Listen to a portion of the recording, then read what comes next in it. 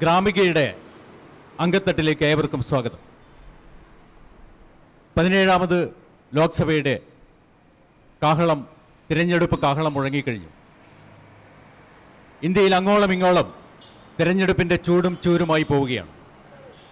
ഇന്ത്യയുടെ ഭാവി ഭാഗതയും ആരുടെ കൈകളിൽ ഏൽപ്പിക്കണമെന്നുള്ള ചോദ്യത്തിന് ഉത്തരമാണ് 7 ഘട്ടങ്ങളിലായി നടക്കുന്ന തിരഞ്ഞെടുപ്പിലൂടെ ഇന്ത്യയിലെ 136 കോടി ജനങ്ങൾ വീക്ഷിക്കുന്നത്.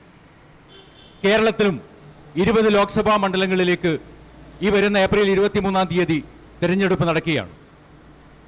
ആ തെരഞ്ഞെടുപ്പിൽ വടകര പാർലമെന്റ് നിയോജക മണ്ഡലത്തിൽ നിന്നും മത്സരിക്കുന്ന സ്ഥാനാർത്ഥികളുടെ പ്രതിനിധികളാണ് ഇവിടെ എത്തിയിട്ടുള്ളത്. ഇടതുപക്ഷ ജനാധിപത്യ മുന്നണിയുടെ പ്രതിനിധിയായി ഇവിടെ എത്തിയത് കുത്തുപറമ്പ് CPM-ന്റെ Kuthuparamba area secretary Shri K. Dhananjayan അവർകളാണ്. അദ്ദേഹത്തെ ഈ പരിപാടിക്ക് വേണ്ടി ഹാർദമായി സ്വാഗതം ചെയ്യുകയാണ്. അതുപോലെ തന്നെ ഇന്ന് ഈ പരിപാടിയിൽ NDA മുന്നണിയെ പ്രതിനിധീകരിച്ചുകൊണ്ട് BJP-യുടെ ജില്ലാ സെക്രട്ടറി ശ്രീ BP സുരേന്ദ്രൻ അവർ ഇവിടെ എത്തിയിട്ടുണ്ട്. അദ്ദേഹത്തെയും ഈ പരിപാടിക്ക് വേണ്ടി ഹാർദമായി സ്വാഗതം ചെയ്യുന്നു. അതോടൊപ്പം UDF-ന്റെ പ്രതിനിധിയായി ഇവിടെ എത്തിയിട്ടുള്ളത് യൂത്ത് കോൺഗ്രസിന്റെ നിയോജക മണ്ഡലം പ്രസിഡന്റ് ശ്രീ തേജസ് മുകുന്ദാണ്. അദ്ദേഹത്തെയും ഈ പരിപാടിക്ക് വേണ്ടി ഹാർദമായി സ്വാഗതം ചെയ്യുന്നു. അതോടൊപ്പം ഇവിടെ എത്തിയ മുഴുവൻ ആളുകളെയും ഗ്രാമികയുടെ അംഗത്തട്ടിലേക്ക് ഒരിക്കൽ കൂടി സ്വാഗതം ചെയ്തുകൊണ്ട് നമ്മുടെ ചർച്ച ആരംഭിക്കുന്നു. ഇവിടെ 3 സ്ഥാനാർത്ഥികളാണ്. LDF-ന്റെ സ്ഥാനാർത്ഥിയായി ശ്രീ P. ജയരാജൻ, UDF-ന്റെ സ്ഥാനാർത്ഥിയായി ശ്രീ K. മുരളീധരൻ, NDA-യുടെ സ്ഥാനാർത്ഥിയായി ശ്രീ VK സജീവൻ. 3 ആളുകളുടെയും പ്രതിനിധികൾ ഇവിടെ എത്തിയിട്ടുണ്ട്. സ്വാഭാവികമായും നമ്മുടെ ചർച്ച ആരംഭിക്കാം.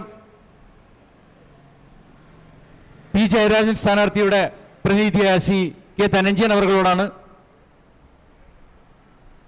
വികസനമാണ് ചർച്ച ചെയ്യപ്പെടേണ്ടത് എന്നുള്ള കാര്യത്തിൽ നമുക്ക് ആർക്കും തർക്കമുണ്ടാകുമെന്ന് തോന്നില്ല. വടകര പാർലമെന്റ് നിയോജക മണ്ഡലത്തിനെ സംബന്ധിച്ചിടത്തോളം മറ്റ് നിയോജക മണ്ഡലങ്ങളും മറ്റ് സ്ഥലങ്ങളെയും കമ്പയർ ചെയ്യുമ്പോൾ വികസന കാര്യത്തിൽ അല്പം പിറകോട്ടാണ് എന്ന് സ്വാഭാവികമായും ചർച്ച ചെയ്യപ്പെടുന്നുണ്ട്. നിങ്ങൾ ഈ മുന്നണി LDF എന്ന് പറയുന്ന മുന്നണിയിലൂടെ ശ്രീ P. ജയരാജന്റെ വിജയത്തിന് ശേഷം ഉണ്ടാകുന്ന വികസന പ്രവർത്തനങ്ങൾ മുന്നിൽ കണ്ടുകൊണ്ടാണോ പോകുന്നത് എന്നാണ് ശ്രീ K. ധനഞ്ജയൻ അവരോട് ചോദിക്കുന്നത്. തീർച്ചയായും വടകര പാർലമെന്റ് മണ്ഡലം കഴിഞ്ഞ 10 വർഷമായി പാഴായിപ്പോയ 10 വർഷമാണ്. ഒരു MP എന്ന നിലയിൽ ഒരു ഘട്ടത്തിൽ കേന്ദ്രമന്ത്രിയായിരുന്നു നിലവിലിപ്പോൾ നമ്മുടെ MP മുല്ലപ്പള്ളി രാമചന്ദ്രൻ. വടകര മണ്ഡലത്തിൽ അടിസ്ഥാനപരമായി ചൂണ്ടിക്കാണിക്കാൻ പറ്റുന്ന യാതൊരു വികസനവും ഇവിടെ നടപ്പിലാക്കിയിട്ടില്ല. അദ്ദേഹത്തിൻ്റെ പ്രകടനപത്രികയിൽ അദ്ദേഹം പറഞ്ഞ വാഗ്ദാനങ്ങൾ ഒന്നും തന്നെ നടപ്പിലാക്കിയിട്ടില്ല. വളരെ അഭിമാനകരമായി അദ്ദേഹം പറഞ്ഞത് CRPF-ൻ്റെ അതിൻ്റെ ഒരു ടെറിട്ടോറിയൽ ആർമിയുടെ കേന്ദ്രം തന്നെ ഇവിടെ ഉണ്ടാക്കുമെന്നായിരുന്നു. പക്ഷേ സംസ്ഥാന സർക്കാർ 35 ഏക്കർ സ്ഥലമെടുത്തു കൊടുത്തു. അതിപ്പോൾ കാട് പിടിച്ച് കിടക്കുകയാണ്. IGNO എന്ന് പറയുന്ന യൂണിവേഴ്സിറ്റിയുടെ സ്ഥാപനം ഇവിടെ ഉണ്ടാവും. പക്ഷേ അതിന് യാതൊരുവിധ ഫലവും കണ്ടിട്ടില്ല. Thalassery railway station, Vadakara railway station, Koyilandy railway station, 3 പ്രധാനപ്പെട്ട റെയിൽവേ സ്റ്റേഷൻ, അതിൽ വടകരയിലാണ് ഒരു വികസനം തുടർന്നത്. പക്ഷേ വികസനം തുടർന്ന് എസ്കലേറ്റർ ഉദ്ഘാടനം ചെയ്ത് പിറ്റേ ദിവസം തന്നെ നിന്നുപോയി. എന്തെങ്കിലും ഒരു അടിസ്ഥാനത്തിൽ വടകര പാർലമെൻറ്റ് മണ്ഡലത്തിൽ വികസനത്തിൻ്റെ ഭാഗമായിട്ട് ഒന്നും തന്നെ ചെയ്യാൻ അദ്ദേഹത്തിന് സാധിച്ചിട്ടില്ല. എന്നാൽ ഇടതുപക്ഷ ജനാധിപത്യ മുന്നണി സർക്കാർ കേരളത്തിൻ്റെ ദേശീയപാത വികസനത്തിന് വേണ്ടി 2016 ശേഷം അധികാരത്തിൽ പിണറായി സർക്കാർ വളരെ സമഗ്രമായി നിലപാട് സ്വീകരിക്കുകയും ദേശീയപാത വികസനത്തിൻ്റെ പ്രവർത്തനം ആരംഭിച്ചു. അതിലേറ്റവും പ്രധാനമാണ് മുഴപ്പിലങ്ങാട് മാഹി ബൈപ്പാസ്. ആ ബൈപ്പാസ് നടപ്പിലാക്കുന്നതിന് വേണ്ടി ഉദ്ഘാടന പരിപാടിയിൽ പോലും വടകര MP മുല്ലപ്പള്ളി രാമചന്ദ്രൻ്റെ സാന്നിധ്യം ഉണ്ടായില്ല. പക്ഷേ അത് വളരെ പെട്ടെന്ന് തന്നെ പൂർത്തീകരിക്കാൻ പോവുകയാണ്. അത് ഇടതുപക്ഷ ജനാധിപത്യ മുന്നണി ഗവൺമെൻറ്റിൻ്റെ ഏറ്റവും പ്രധാനപ്പെട്ട ഇടപെടലിൻ്റെ ഭാഗമായിട്ടാണ്. അപ്പോൾ വടകരയെ സംബന്ധിച്ച് ഇടതുപക്ഷ ജനാധിപത്യ മുന്നണിക്ക് നിരവധി വികസന കാഴ്ചപ്പാടുകളുണ്ട്. ആ കാഴ്ചപ്പാടുകൾ സംസ്ഥാന ഗവൺമെൻറ്റിൻ്റെ സഹായത്തോടെ, തദ്ദേശ സ്വയംഭരണ സ്ഥാപനങ്ങളുടെ സഹായത്തോടെ, കേന്ദ്ര ഗവൺമെൻറ്റിൻ്റെ പദ്ധതികൾ ആവശ്യമായ ഇടപെട്ട് ആവശ്യമായ വികസനം ഇവിടെ കൊണ്ടുവരും. അത് ഏറ്റവും പ്രാധാന്യത്തോട് നൽകേണ്ടതാണ്. ഏറ്റവും പ്രധാനപ്പെട്ട വികസനം നമ്മുടെ ഗതാഗത കുരുക്ക്. ആ ഗതാഗത കുരുക്ക് ദേശീയപാതയിൽ ഇല്ലാതാക്കാൻ ആവശ്യമായിട്ടുള്ള നിർബന്ധ ബുദ്ധി നമുക്കുണ്ട്. അത് നടപ്പിലാക്കുക തന്നെ ചെയ്യും. ഓക്കെ, എന്തായാലും ഭരിക്കുന്ന ഗവൺമെന്റിന്റെ, കേന്ദ്രം ഭരിക്കുന്ന NDA ഗവൺമെന്റിന്റെ ഭാഗമായി NDAയുടെ പ്രതിനിധിയായി എടുത്തിയ ശ്രീ സുരേന്ദ്രൻ, താങ്കൾക്കും എന്തായാലും വികസന കാഴ്ചപ്പാടുകൾ തന്നെയായിരിക്കും മുന്നിൽ കാണുന്നത്. സ്വാഭാവികമായും നമ്മുടെ നാട്ടിൽ പണ്ട് കാലങ്ങളിലൊക്കെ വിലക്കയറ്റവും കരിഞ്ചന്തയൊക്കെയാണ് സംസാരിക്കുന്നതെങ്കിൽ ഇപ്പോൾ ഈ കാലഘട്ടങ്ങളിൽ അത്തരത്തിലുള്ള സംസാരമല്ല. ഇപ്പോൾ വികസന കാര്യത്തിൽ ഈ 5 വർഷക്കാലം കേന്ദ്ര ഗവൺമെന്റ് നടത്തിയതും ഇനി നടത്താനും ഉദ്ദേശിക്കുന്ന കാര്യങ്ങളെപ്പറ്റി എന്തായാലും പറയാനുണ്ടാവുമല്ലോ. എന്താണ് പറയുന്നത്? 17 ലോക്സഭയിലേക്ക് നടക്കുന്ന തെരഞ്ഞെടുപ്പിൽ BJP നയിക്കുന്ന ദേശീയ ജനാധിപത്യ സഖ്യം, ആ സഖ്യ ഗവൺമെൻറ് കഴിഞ്ഞ 5 വർഷക്കാലം നടപ്പാക്കിയ വികസന പദ്ധതികളെ മുൻനിർത്തിയാണ് ജനങ്ങളുടെ മുമ്പിൽ വോട്ടിന് വേണ്ടി അഭ്യർത്ഥിക്കുന്നത്.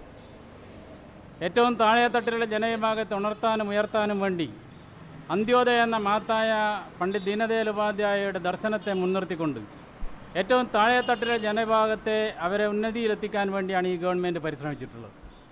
ഈ സർക്കാർ അധികാരത്തിൽ വന്ന ഉടനെ തന്നെ സർക്കാരിൻ്റെ ആനുകൂല്യങ്ങളെല്ലാം തന്നെ സാധാരണക്കാരന് എത്തിച്ചേരാൻ വേണ്ടി ബാങ്ക് അക്കൗണ്ടുകൾ, ജൻധൻ അക്കൗണ്ടുകൾ എടുക്കാൻ വേണ്ടി ആവശ്യപ്പെടുകയും ആ ജൻധൻ അക്കൗണ്ടുകൾ എടുത്തുകൊണ്ട് സാധാരണക്കാരന് ബാങ്ക് അക്കൗണ്ട് ലഭ്യമാക്കാനുള്ള അവസരമൊരുക്കിയത് ഈ ഗവൺമെൻറ്റാണ്.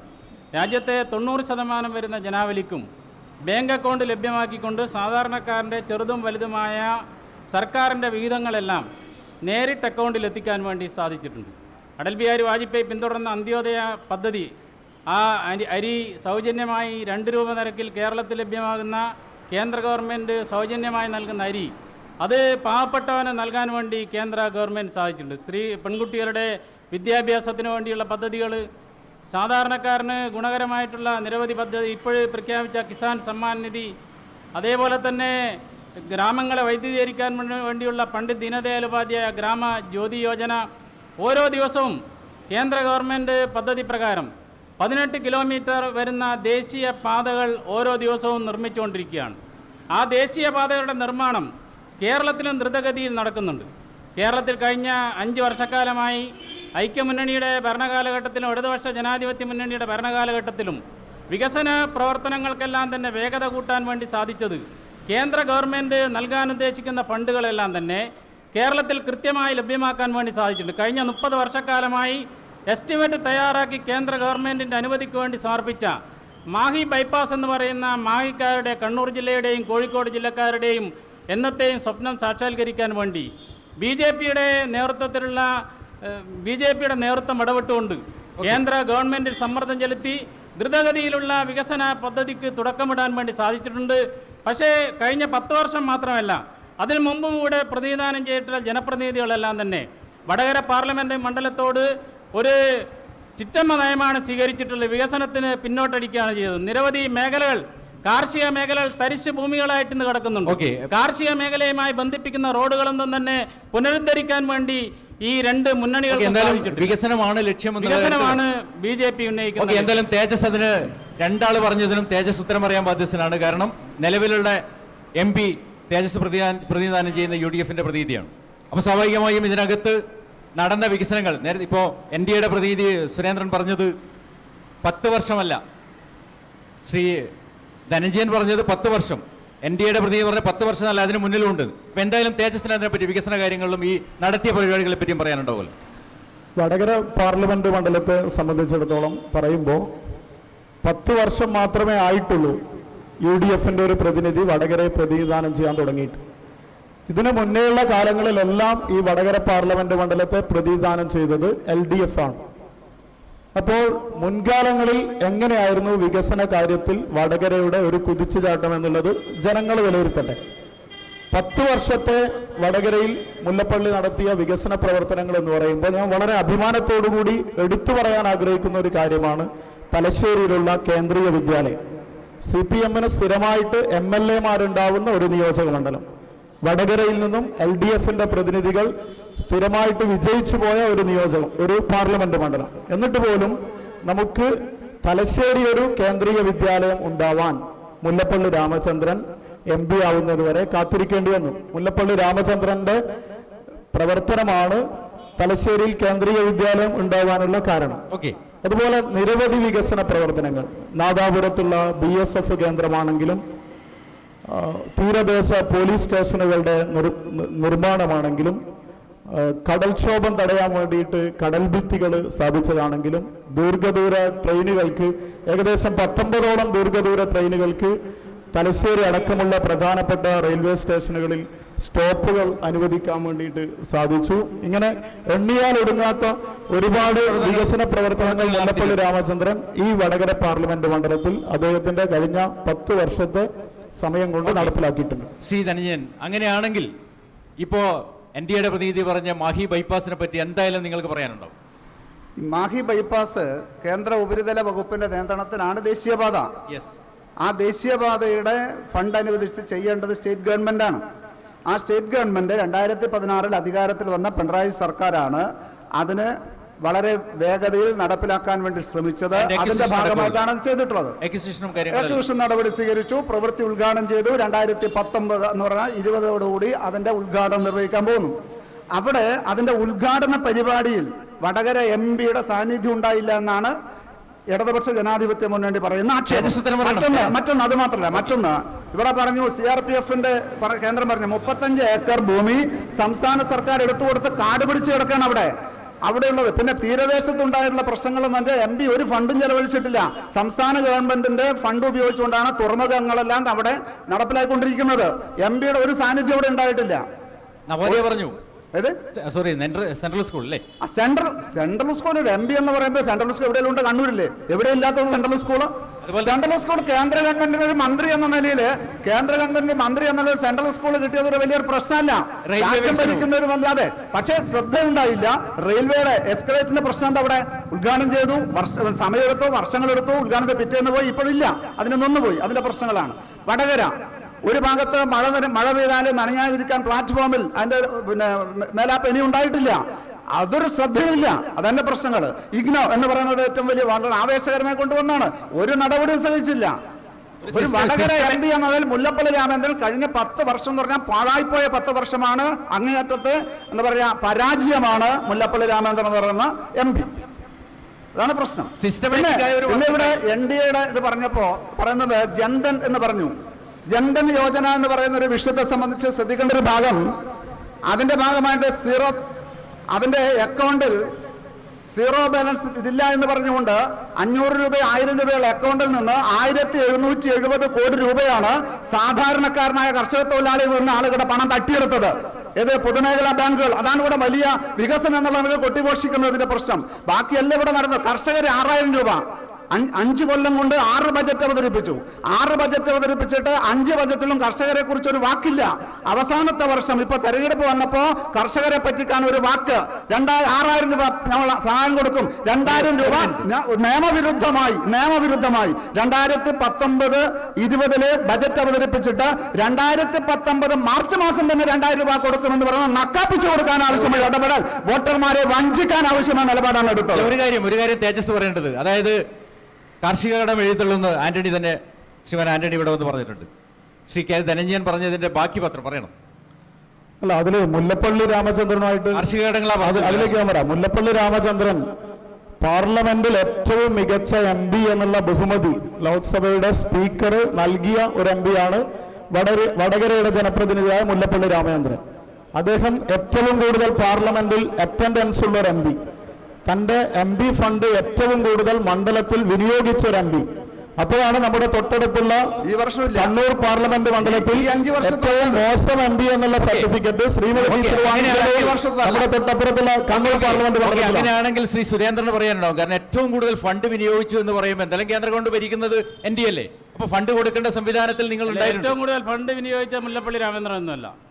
ഏറ്റവും കൂടുതൽ ഫണ്ട് വിനിയോഗിച്ചല്ല, ജനോപകാരപ്രദമായ നടപടികൾ കൈക്കൊള്ളാൻ വേണ്ടി മുല്ലപ്പള്ളി രാമചന്ദ്രൻ സാധിച്ചു. മാത്രമല്ല, ജൻധൻ അക്കൗണ്ടിലൂടെ ജനങ്ങളോട് സീറോ ബാലൻസ് അക്കൗണ്ട് എടുക്കാൻ വേണ്ടിയാണ് കേന്ദ്ര ഗവൺമെൻറ് ആവശ്യപ്പെട്ടത്. ആരോടും ഒരു നിശ്ചിത തുക ഡിപ്പോസിറ്റ് ചെയ്യാൻ വേണ്ടി ആവശ്യപ്പെട്ടില്ല. പക്ഷേ സമ്പന്നരായിട്ടുള്ള ആൾക്കാർ ജൻധൻ യോജന അക്കൗണ്ട് എടുക്കുമ്പോൾ തങ്ങളുടെ കയ്യിലുള്ള പണം ബാങ്കിൽ നിക്ഷേപിച്ചിട്ടുണ്ട്. അത് തട്ടിയെടുക്കാനുള്ള നടപടി സാധിച്ചു. അതേപോലെ തന്നെ BSF കേന്ദ്രം, നാദാപുരത്തെ BSF കേന്ദ്രം സ്ഥാപിച്ചത് 2010 അടൽ ബിഹാരി വാജ്പേയിയുടെ ഗവൺമെൻറ്റിൻ്റെ 2000 അടൽ ബിഹാരി വാജ്പേയിയുടെ ഗവൺമെൻറ്റിൻ്റെ കാലഘട്ടത്തിലാണ് ഭൂമി അക്വയർ ചെയ്യുകയും BSF കേന്ദ്രം സ്ഥാപിക്കുകയും ചെയ്തിട്ടുള്ളത്. അതേപോലെ തന്നെ മാഹി ബൈപ്പാസ്, മാഹി ബൈപ്പാസിന്റെ 50% BSF കേന്ദ്രം ഇപ്പോൾ 2000 മുതൽ വന്നിട്ട് ഇംപ്ലിമെന്റേഷൻ നടന്ന് വാജ്പേയിയുടെ ഭരണകാലഘട്ടത്തിൽ തന്നെയാണ് അതിന്റെ സർവേ കാര്യങ്ങൾ എല്ലാം നടന്നിട്ടുള്ളത്. അല്ല, അവിടെ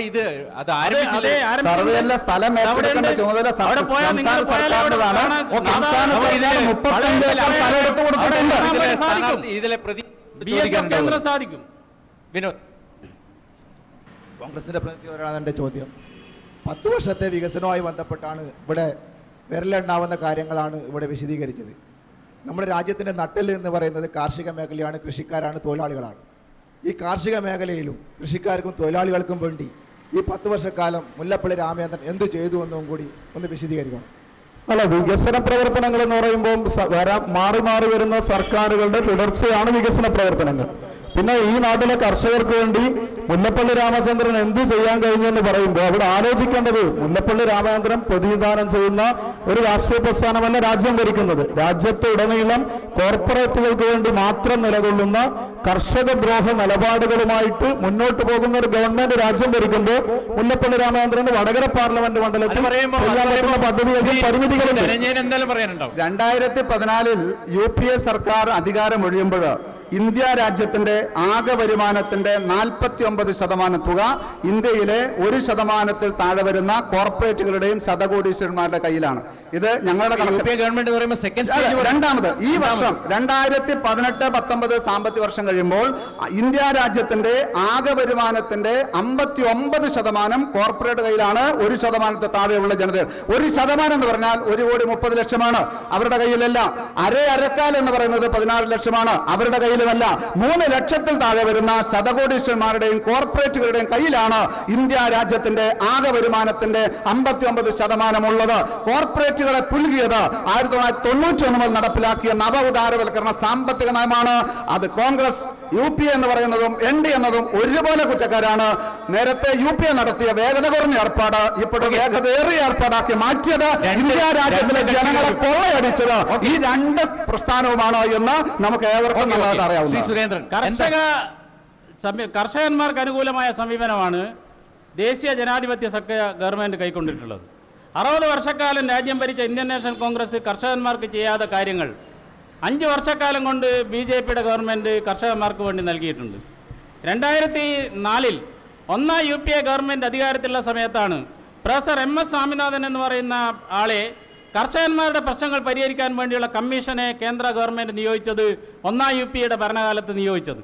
ആ ഗവൺമെൻറ്റിൻ്റെ കാലഘട്ടത്തിൽ നിയോഗിച്ച MS സ്വാമിനാഥൻ റിപ്പോർട്ട് 2 വർഷത്തിനിടയിൽ 6 റിപ്പോർട്ടുകൾ കേന്ദ്ര ഗവൺമെൻറ് സമർപ്പിച്ചിട്ടുണ്ട്. ആ 6 റിപ്പോർട്ടുകളിൽ മിനിമം സപ്പോർട്ട് പ്രൈസ് ഉൾപ്പെടെയുള്ള കാര്യങ്ങൾ നിശ്ചയിക്കാൻ വേണ്ടി കേന്ദ്ര ഗവൺമെൻറ് നിർദ്ദേശം നൽകിയപ്പോൾ ആ ഒന്നാം UPA ഗവൺമെൻറ്റിന് ഇടതുപക്ഷത്തിന് സ്വാധീനമുള്ള government MS Swaminathan commission report നടപ്പാക്കാൻ വേണ്ടി തയ്യാറായില്ല. രണ്ടാമത്തെ UPA ഗവൺമെൻറ് നടപ്പാക്കാൻ വേണ്ടി സാധിച്ചില്ല. മൂന്നാമത്തെ ഗവൺമെൻറ്റായ ദേശീയ ജനാധിപത്യ സഖ്യ ഗവൺമെൻറ്റാണ് 2018 നവംബർ മാസത്തിൽ MSP എന്ന് പറയുന്ന മിനിമം സപ്പോർട്ട് പ്രൈസ് എന്ന് പറയുന്ന കാര്യം കർഷകന്മാർക്ക് വേണ്ടി നടപ്പാക്കാൻ വേണ്ടി തയ്യാറായത്. അങ്ങനെ കർഷകന്മാരെ അനുകൂലമായ സമീപനം കൈക്കൊണ്ട ഗവൺമെന്റാണ് ദേശീയ ജനാധിപത്യ സഖ്യ ഗവൺമെന്റ്. അല്ല, അതിന് മറുപടിയായിട്ട് നമ്മൾ സ്വാതന്ത്ര്യം കിട്ടിയതിന് ശേഷം നമ്മുടെ രാജ്യം ഇന്ന് നേടിയ പുരോഗതിയൊക്കെ ഈ 5 വർഷത്തെ BJP ഭരണം കൊണ്ടാണ് എന്ന് ആണ് പറയുന്നതെങ്കിൽ അതൊക്കെ ജനങ്ങൾ വിലയിരുത്തട്ടെ എന്നാണ് ഞങ്ങൾക്ക് പറയാനുള്ളത്. ഞങ്ങളെ സംബന്ധിച്ച് 2 UPA ഗവൺമെന്റുകൾ, അതിൽ ഒന്നാം UPA ഗവൺമെന്റിന് ഇടതുപക്ഷ ജനാധിപത്യ മുന്നണിയുടെ പിന്തുണ ഉണ്ടായിരുന്നു. ആ ഒന്നാം UPA ഗവൺമെന്റിന്റെ തെരഞ്ഞെടുപ്പ് മാനിഫെസ്റ്റോയിൽ ഞങ്ങൾ ഈ രാജ്യത്തെ ജനങ്ങളോട് പറഞ്ഞ വിപ്ലവകരമായിട്ട് ഈ രാജ്യത്ത് നടപ്പിലാക്കിയ പദ്ധതിയാണ് ദേശീയ ഗ്രാമീണ തൊഴിലുറപ്പ് പദ്ധതി. അതിന്റെ ഭാഗമായിട്ട് പാവപ്പെട്ടവന് വേണ്ടിയുള്ള പദ്ധതിയാണ്. 1 വർഷത്തിൽ 100 ദിവസം തൊഴിൽ ഒന്നാം UPA ഗവൺമെന്റിന്റെ തെരഞ്ഞെടുപ്പ് മാനിഫെസ്റ്റോയിൽ പറയുകയും അത് നടപ്പിലാക്കുകയും ചെയ്തു. രണ്ടാം UPA ഗവൺമെന്റ്, അതാണ് ഇന്നും നമ്മുടെ നാട്ടിലുള്ള BPL കാർഡ് ഉടമകൾക്ക് 1 മാസം 35 കിലോ ധാന്യം 35 കിലോ ധാന്യം BPL കാർഡ് ഉടമകൾ ഇന്നും വാങ്ങിക്കുന്നുണ്ട്. ഏത് പദ്ധതിയാ? രണ്ടാം UPA ഗവൺമെന്റ് നടപ്പിലാക്കിയ ഭക്ഷ്യസുരക്ഷാ പദ്ധതിയുടെ ഭാഗമായിട്ടാണ്. പിന്നെ ഈ രാജ്യം നേടിയ കാർഷിക വളർച്ചകളൊക്കെ പഞ്ചവത്സര പദ്ധതി എന്നുള്ള രീതിയിൽ കൃഷിക്കടക്കം പ്രാധാന്യം നൽകി ഇന്ത്യയിൽ ഡാമുകൾ ഉണ്ടാക്കി ആ ഡാമുകളിൽ നിന്നുള്ള വെള്ളം ഇന്ത്യയിലെ വയലുകളിലേക്ക് സപ്ലൈ ചെയ്ത് കോൺഗ്രസ് ആണ് ഈ രാജ്യത്തെ ഭക്ഷ്യസുരക്ഷയിലും കാർഷിക സുരക്ഷയിലും ഒക്കെ എത്തിച്ചത്. 2000 അടൽ ബിഹാരി വാജ്പേയിയുടെ ഗവൺമെന്റാണ് അന്ത്യോദയ പദ്ധതി എന്ന് പറയുന്ന 35 കിലോഗ്രാം ധാന്യം സൗജന്യമായി നൽകുന്ന പദ്ധതി. രണ്ടാം UPA ഗവൺമെന്റ് നടപ്പിലാക്കിയ ഭക്ഷ്യസുരക്ഷാ നിയമം കോൺഗ്രസ് നടപ്പിലാക്കിയ പദ്ധതികളൊക്കെ അതിന്റെ പേര് മാറ്റി മറ്റു പേരിൽ അവതരിപ്പിക്കല്ലാതെ മറ്റൊന്നും ചെയ്തിട്ടില്ല. രണ്ടാം UPA എന്ന് സ്ട്രെസ് ചെയ്ത് പറയുന്നത് തേജസ്. അതായത് ഒന്നാം UPA ഒന്നാം UPA 2004 തെരഞ്ഞെടുപ്പ് നടക്കുന്ന സമയത്ത് UPA എന്ന് പറയുന്ന സംവിധാനത്തിനനുസരിച്ചുകൊണ്ട് കേവല ഭൂരിപക്ഷം കിട്ടിയില്ല. BJPക്കും കേവല ഭൂരിപക്ഷമില്ല. ഇന്ത്യ രാജ്യത്ത് RSS സംഘപരിവാരത്തിന് BJPയെ ഭരണത്തിൽ ഒഴിവാക്കുന്നതിന് വേണ്ടി രാജ്യസ്നേഹപരമായ നിലപാട് സ്വീകരിച്ച് വൻകിട കോർപ്പറേറ്റ് സഹായിക്കുന്ന കോൺഗ്രസ് ആണെങ്കിലും മതനിരപേക്ഷ ഇന്ത്യയെ സംരക്ഷിക്കുന്നതിന് വേണ്ടി കോമൺ മിനിമം പരിപാടിയുടെ അടിസ്ഥാനത്തിൽ ആ മുന്നണിക്ക് പിന്തുണ കൊടുത്തു. ആ മുന്നണിയിലെ മന്ത്രിസഭയിൽ ഇടതുപക്ഷം ചേർന്നിട്ടില്ല. അതിന്റെ ഭാഗമായിട്ടാണ് ശ്രീ തേജസ് ഇവിടെ പറഞ്ഞ തൊഴിലുറപ്പ് പദ്ധതി. അതിന്റെ അഭിമാനം കോമൺ മിനിമം പരിപാടി ഇടതുപക്ഷത്തിന്റെ സുപ്രധാനമായ ഒരു നീക്കമാണത്. അതുപോലെ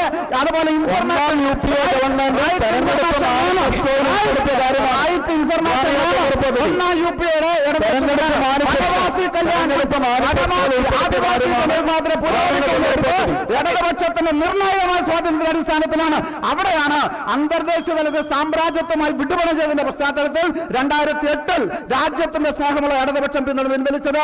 അതിനുശേഷം 2009 അധികാരത്തിൽ UPA ഗവൺമെന്റ് മൻമോഹൻ സിംഗ് പറഞ്ഞു, ഞാൻ ഇതുവരെയും ഒരു അടിമയായിരുന്നു ഇടതുപക്ഷത്തിന്റെ, ആ അടിമത്തം അവസാനിച്ചിരിക്കുന്നു, വീണ്ടും ഇത് കോർപ്പറേറ്റ് തമ്പുരാക്കന്മാരുടെ ആശ്രയവത്സനായിരിക്കുന്നു എന്ന് പ്രഖ്യാപിച്ചത് മൻമോഹൻ സിംഗ് ആണ്, കോൺഗ്രസ് ആണ് എന്ന രാജ്യത്തിന്റെ ചരിത്രമാണത്. നിങ്ങൾ രണ്ടാളും പറയുമ്പോൾ അല്ല,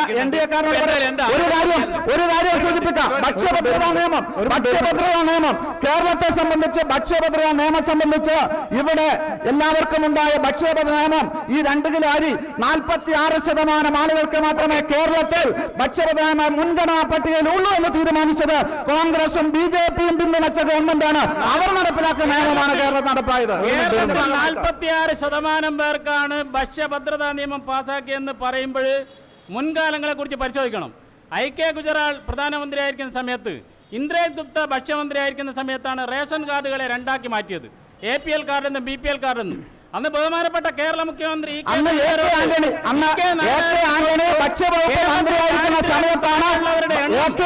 ഭക്ഷ്യവകുപ്പ് മന്ത്രിയായിരിക്കുന്ന സമയത്താണ് ആ APL BPL ഉണ്ടായത്.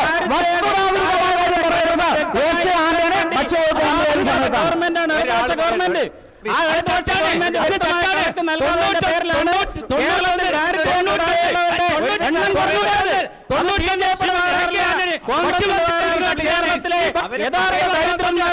നൽകാൻ വേണ്ടി EK നായനാരുടെ ഗവൺമെന്റിന് സാധിച്ചിട്ടില്ല.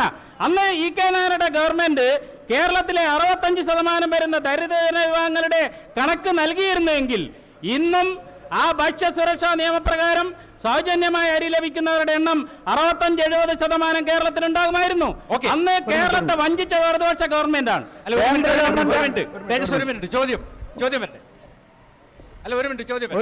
മറുപടി പറഞ്ഞോട്ടോ ഒരു കാര്യത്തിൽ.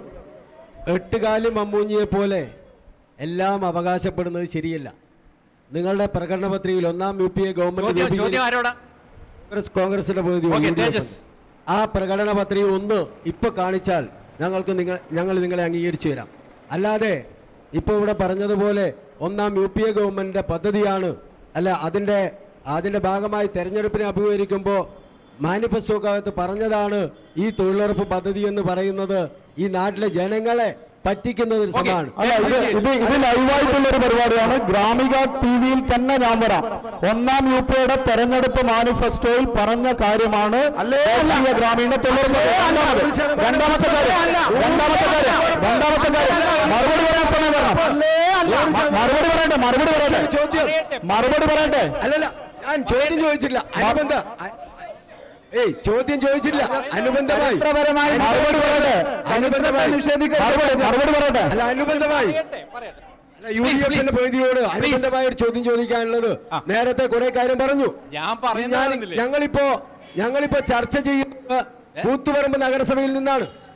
കൂത്തുപറമ്പ് നഗരസഭയിൽ ഈ കഴിഞ്ഞ 10 വർഷക്കാലത്തിനിടയിൽ MP എന്ന നിലയിൽ മുല്ലപ്പള്ളി രാമചന്ദ്രൻ എത്ര രൂപ MP ഫണ്ട് ചെലവഴിച്ചിട്ടുണ്ട് ഒന്ന് പറയാൻ. ഈ 10 വർഷക്കാലത്തിനിടയിൽ കൂത്തുപറമ്പിൽ നമുക്ക് നേരത്തെ നിങ്ങൾ പറഞ്ഞ കാര്യങ്ങളെല്ലാം നമുക്ക് ചിലപ്പോ ഈ കാണുന്ന എല്ലാവർക്കും അറിഞ്ഞു എന്ന് വരില്ല. പക്ഷെ ഇത് നമ്മുടെ എല്ലാം മുമ്പിൽ ലൈവാണ്. 10 വർഷക്കാലത്തിനിടയിൽ മുല്ലപ്പള്ളി രാമചന്ദ്രൻ എത്ര രൂപ, എത്ര ലക്ഷം രൂപ ഇവിടെ ചെലവഴിച്ചിട്ടുണ്ടെന്ന് ആദ്യം പറയാനുള്ളത്, ഒരു പഞ്ചായത്ത് പ്രസിഡന്റ് ചെലവഴിക്കുന്ന പോലെ അല്ലെങ്കിൽ ഒരു വാർഡ് മെമ്പർ ചെലവഴിക്കുന്ന പോലെ ചെലവഴിക്കേണ്ടതല്ല MP ഫണ്ട് എന്നാണ്. ഒരു ഉദാഹരണം ഞാൻ പറയാം. കൂത്തുപറമ്പ് തൊക്കിലങ്ങാട് ഹൈസ്കൂൾ, ഞാൻ ആ ഹൈസ്കൂളിലെ അധ്യാപകനാണ്. അവിടെയുള്ള സ്മാർട്ട് ക്ലാസ് റൂം, അതിനുവേണ്ടിയുള്ള പദ്ധതി ആവിഷ്കരിച്ചത് മുല്ലപ്പള്ളി രാമചന്ദ്രന്റെ കാലത്താണ്.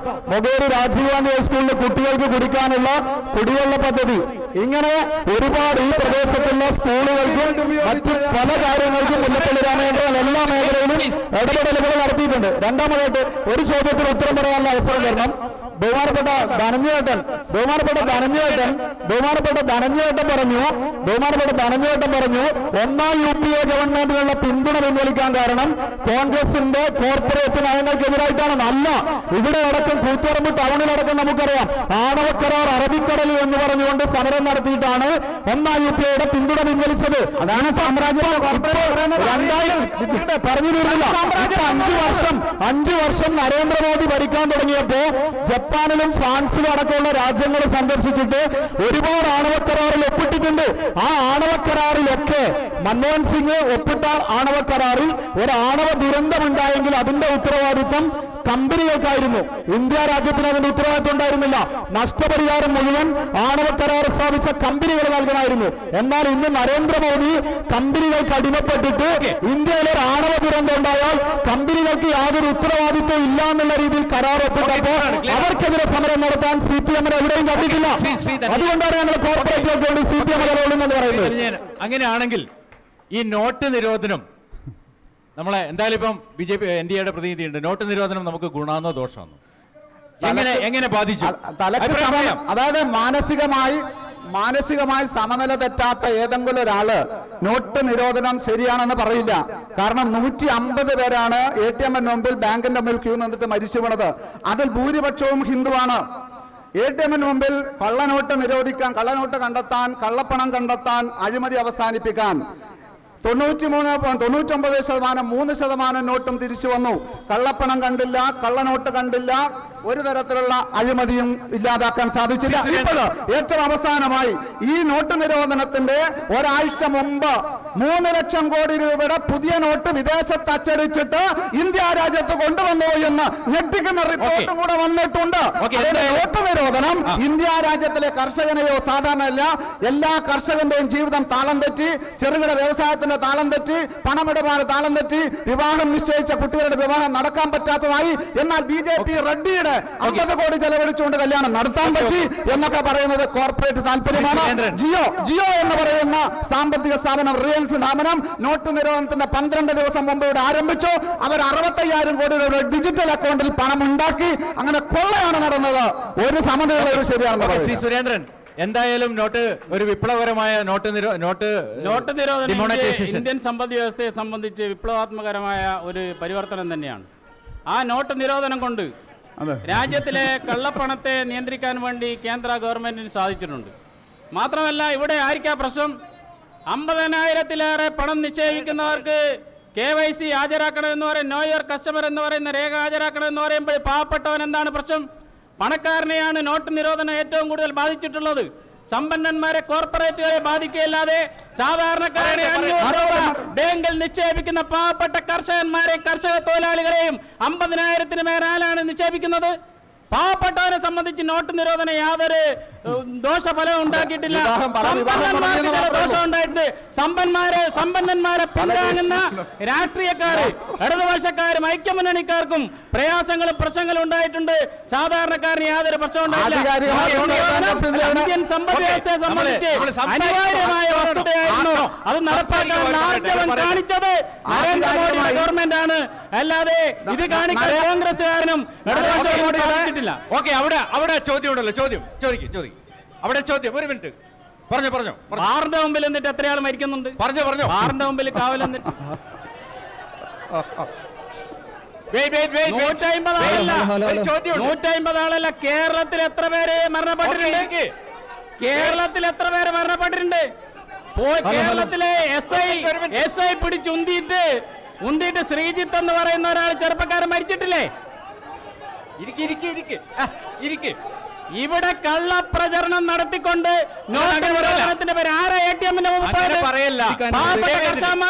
ഇതൊരു ചർച്ചയാണ്. ATMന്റെ മുമ്പിൽ കാവൽ നിന്നിട്ട് 150 പേർ മരിച്ചു എന്ന കള്ളക്കണക്ക് തയ്യാറാക്കുന്നത് ഇടതുപക്ഷത്തിന്റെ പ്രധാനപ്പെട്ട ജോലിയാണ്. ഇന്ത്യ രാജ്യത്തിലെ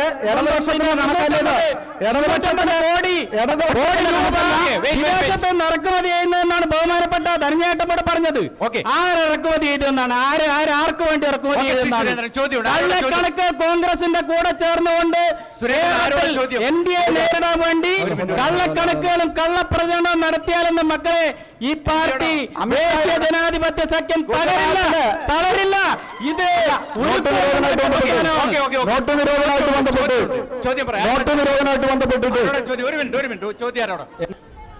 ഈ വടകര പാർലമെന്റ് മണ്ഡലത്തില് മുരളീധരൻ ജയിച്ചാല് അവിടെ UPA പിന്തുണക്കും, രാഹുൽ ഗാന്ധി പ്രധാനമന്ത്രിയാണെന്ന് പറയും.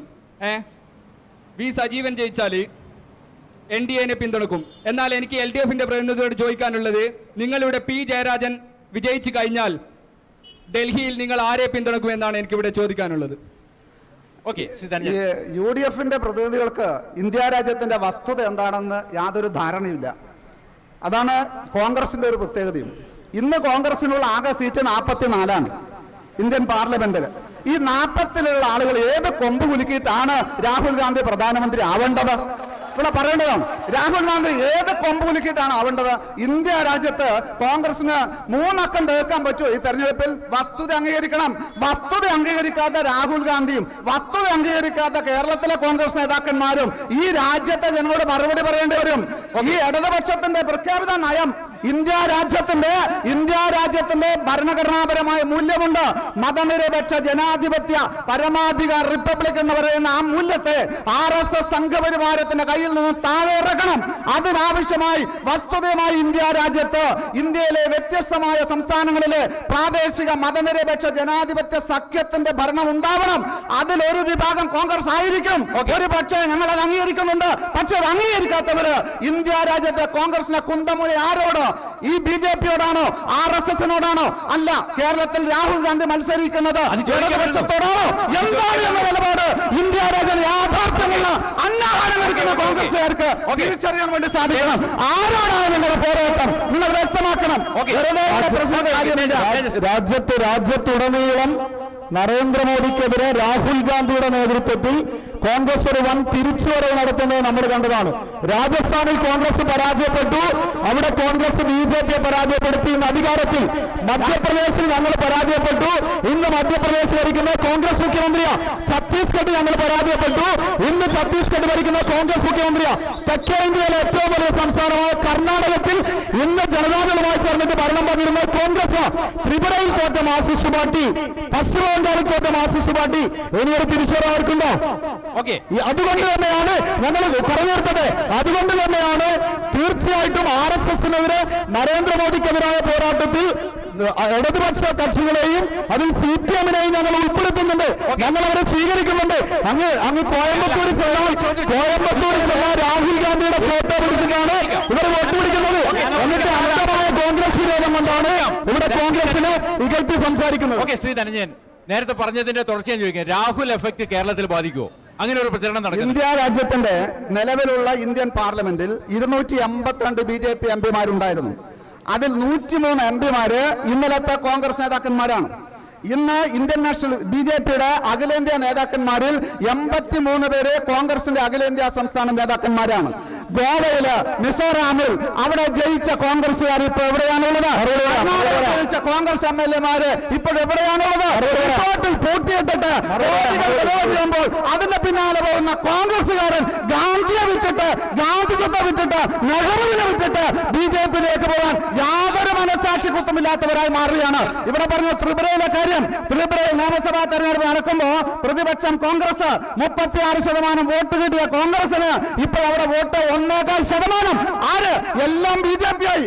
എന്നിട്ടും യാഥാർത്ഥ്യം അംഗീകരിക്കാത്ത കോൺഗ്രസ് രാജസ്ഥാനിൽ ജയിച്ചു പോലും അവിടുത്തെ ഇടതുപക്ഷ കർഷക മുന്നേറ്റത്തിൽ, മഹാരാഷ്ട്രയിൽ കർഷക മുന്നേറ്റത്തിൽ, മധ്യപ്രദേശത്തിൽ കർഷക മുന്നേറ്റത്തിൽ അത് ഉപയോഗിച്ചത് കോൺഗ്രസ് ആയി. അല്ലാതെ അവരെ നടത്തിയ സമരം കൊണ്ടല്ല, അവർ നടത്തിയ സമരം കൊണ്ടല്ല. മറുപടി പറഞ്ഞോട്ടെ.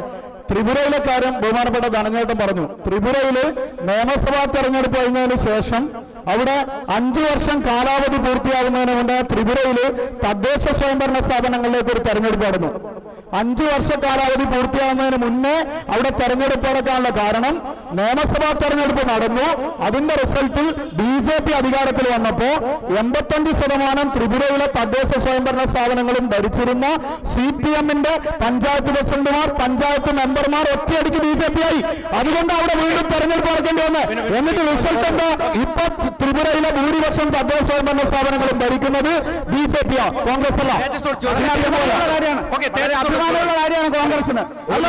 അഭിമാനമുള്ള കാര്യമല്ല ഞങ്ങൾക്ക്. പക്ഷെ കോൺഗ്രസ് ആണ് BJP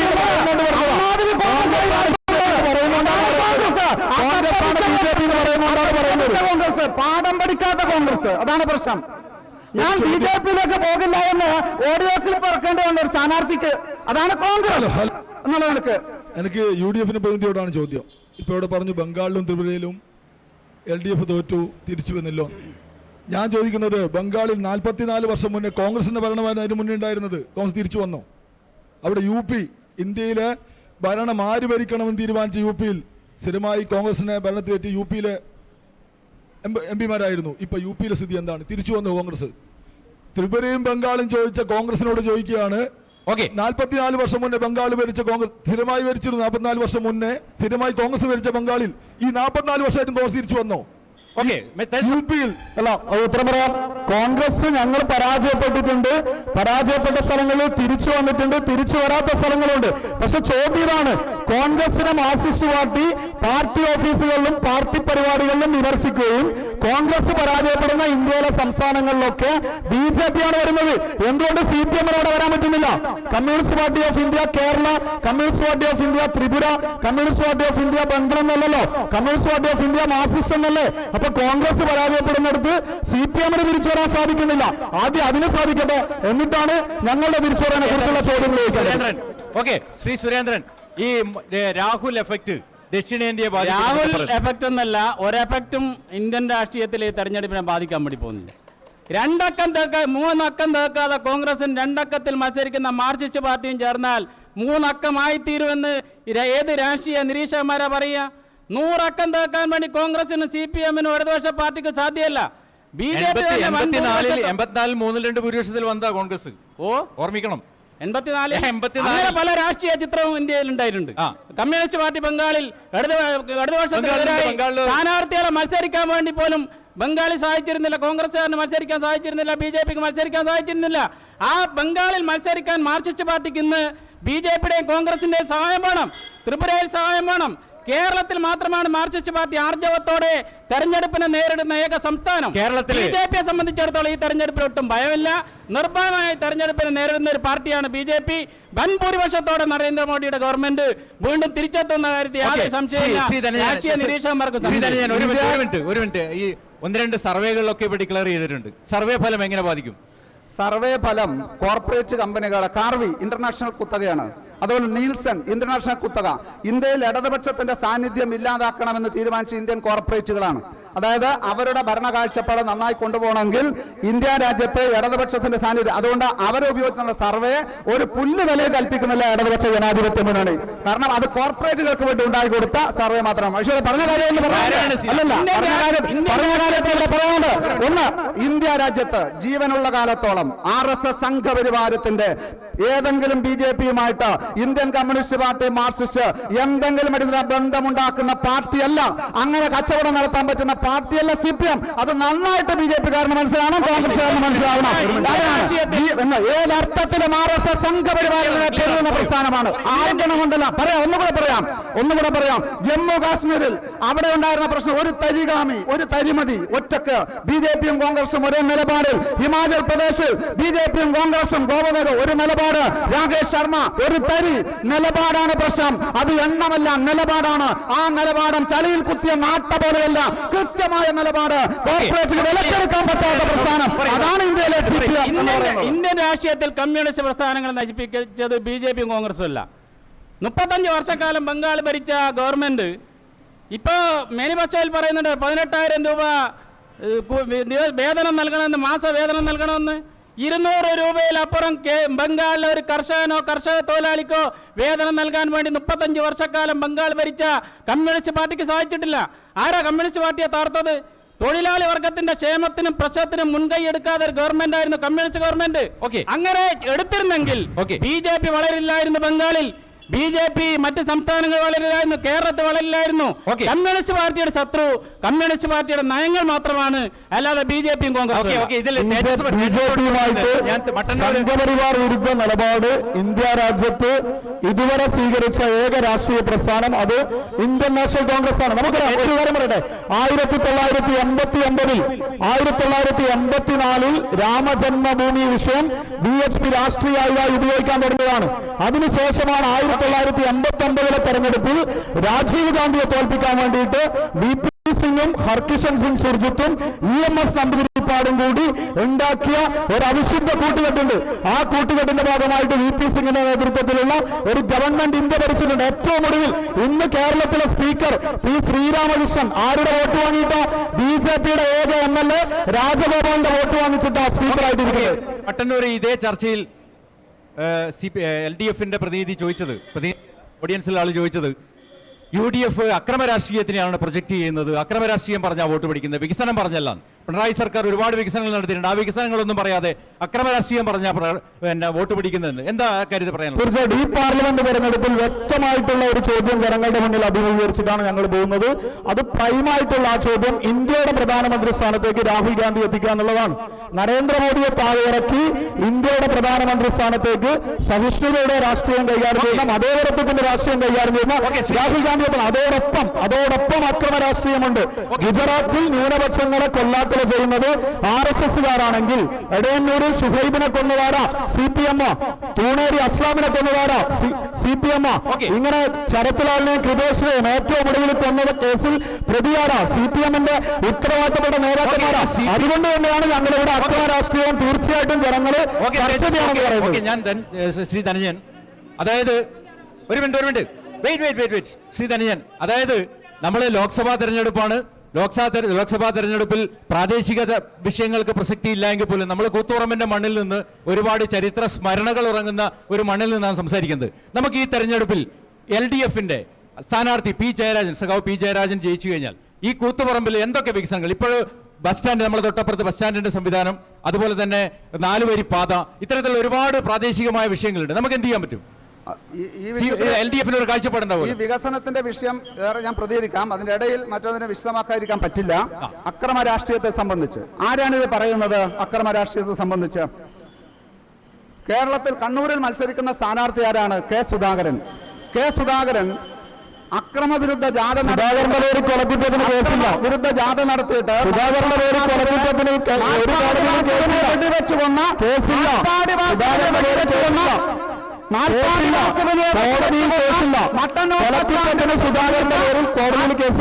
വാസവനെ വെടിവെച്ചു വന്ന സുധാകരൻ സേവറി ഹോട്ടലിൽ ഓണ് വിളമ്പിക്കൊണ്ടിരിക്കുന്ന ബാണുവിനെ ബോംബെറിഞ്ഞ് കൊന്നവൻ. അതിനാവശ്യമായ നിലയിലേക്ക് ആലോചിക്കണം.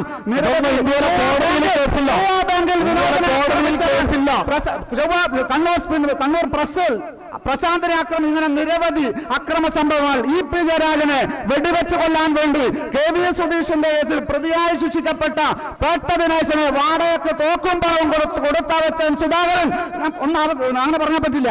കോൺഗ്രസ് അക്രമവിരുദ്ധ അഹിംസാവാദികൾ, ഇവിടെ ആലോചിക്കണം, 3500 സിഖ് ഭടന്മാരെ കൊന്നൊടുക്കിയ കോൺഗ്രസ്സുകാരൻ. നമ്മൾ ആലോചിക്കണം, നമ്മൾ ഓരോ മേഖലയിലും കോൺഗ്രസിന്റെ ചരിത്രം എഴുതിയ മൊയാരത്തിനെ കൊന്നവർ കോൺഗ്രസ് കൊണ്ടുകൊണ്ട് നമുക്ക് കൊല്ലാനാണോ? നമ്മൾ ആലോചിക്കേണ്ട വിഷയം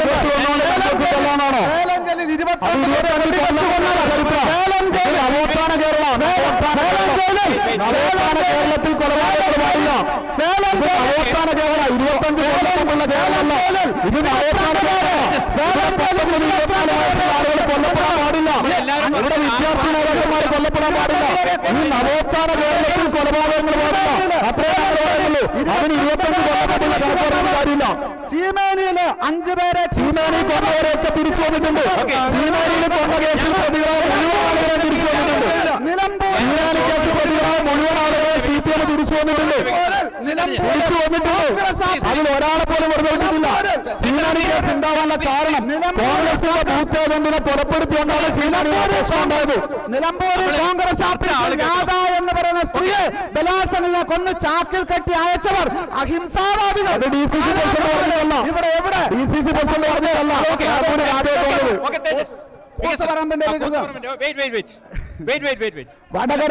വടകര പാർലമെന്റ് അത് പണ്ടല്ല. ഈ നവോത്ഥാന കേരളത്തിൽ കൊലപാതകം പാടില്ല. നവോത്ഥാന കേരളത്തിൽ കൊലപാതകം പാടില്ല. ഇത് നവോത്ഥാന കേരള, ഇവിടെ കൊലപാതകം പാടില്ല. ചർച്ച ജനങ്ങളിലെത്തണമെങ്കിൽ ഒരാൾ സംസാരിച്ചാലേ എത്തൂ. നമ്മളെല്ലാവരും പഞ്ചാബ് ഇന്ന് ഭരിക്കുന്ന കോൺഗ്രസ്, പഞ്ചാബ് ഇന്ന് ഭരിക്കുന്ന കോൺഗ്രസ് ഏറ്റവും കൂടിയ ഭൂരിപക്ഷത്തിൽ പഞ്ചാബ് ഇന്ന് കോൺഗ്രസ് ഭരിക്കുന്നത്.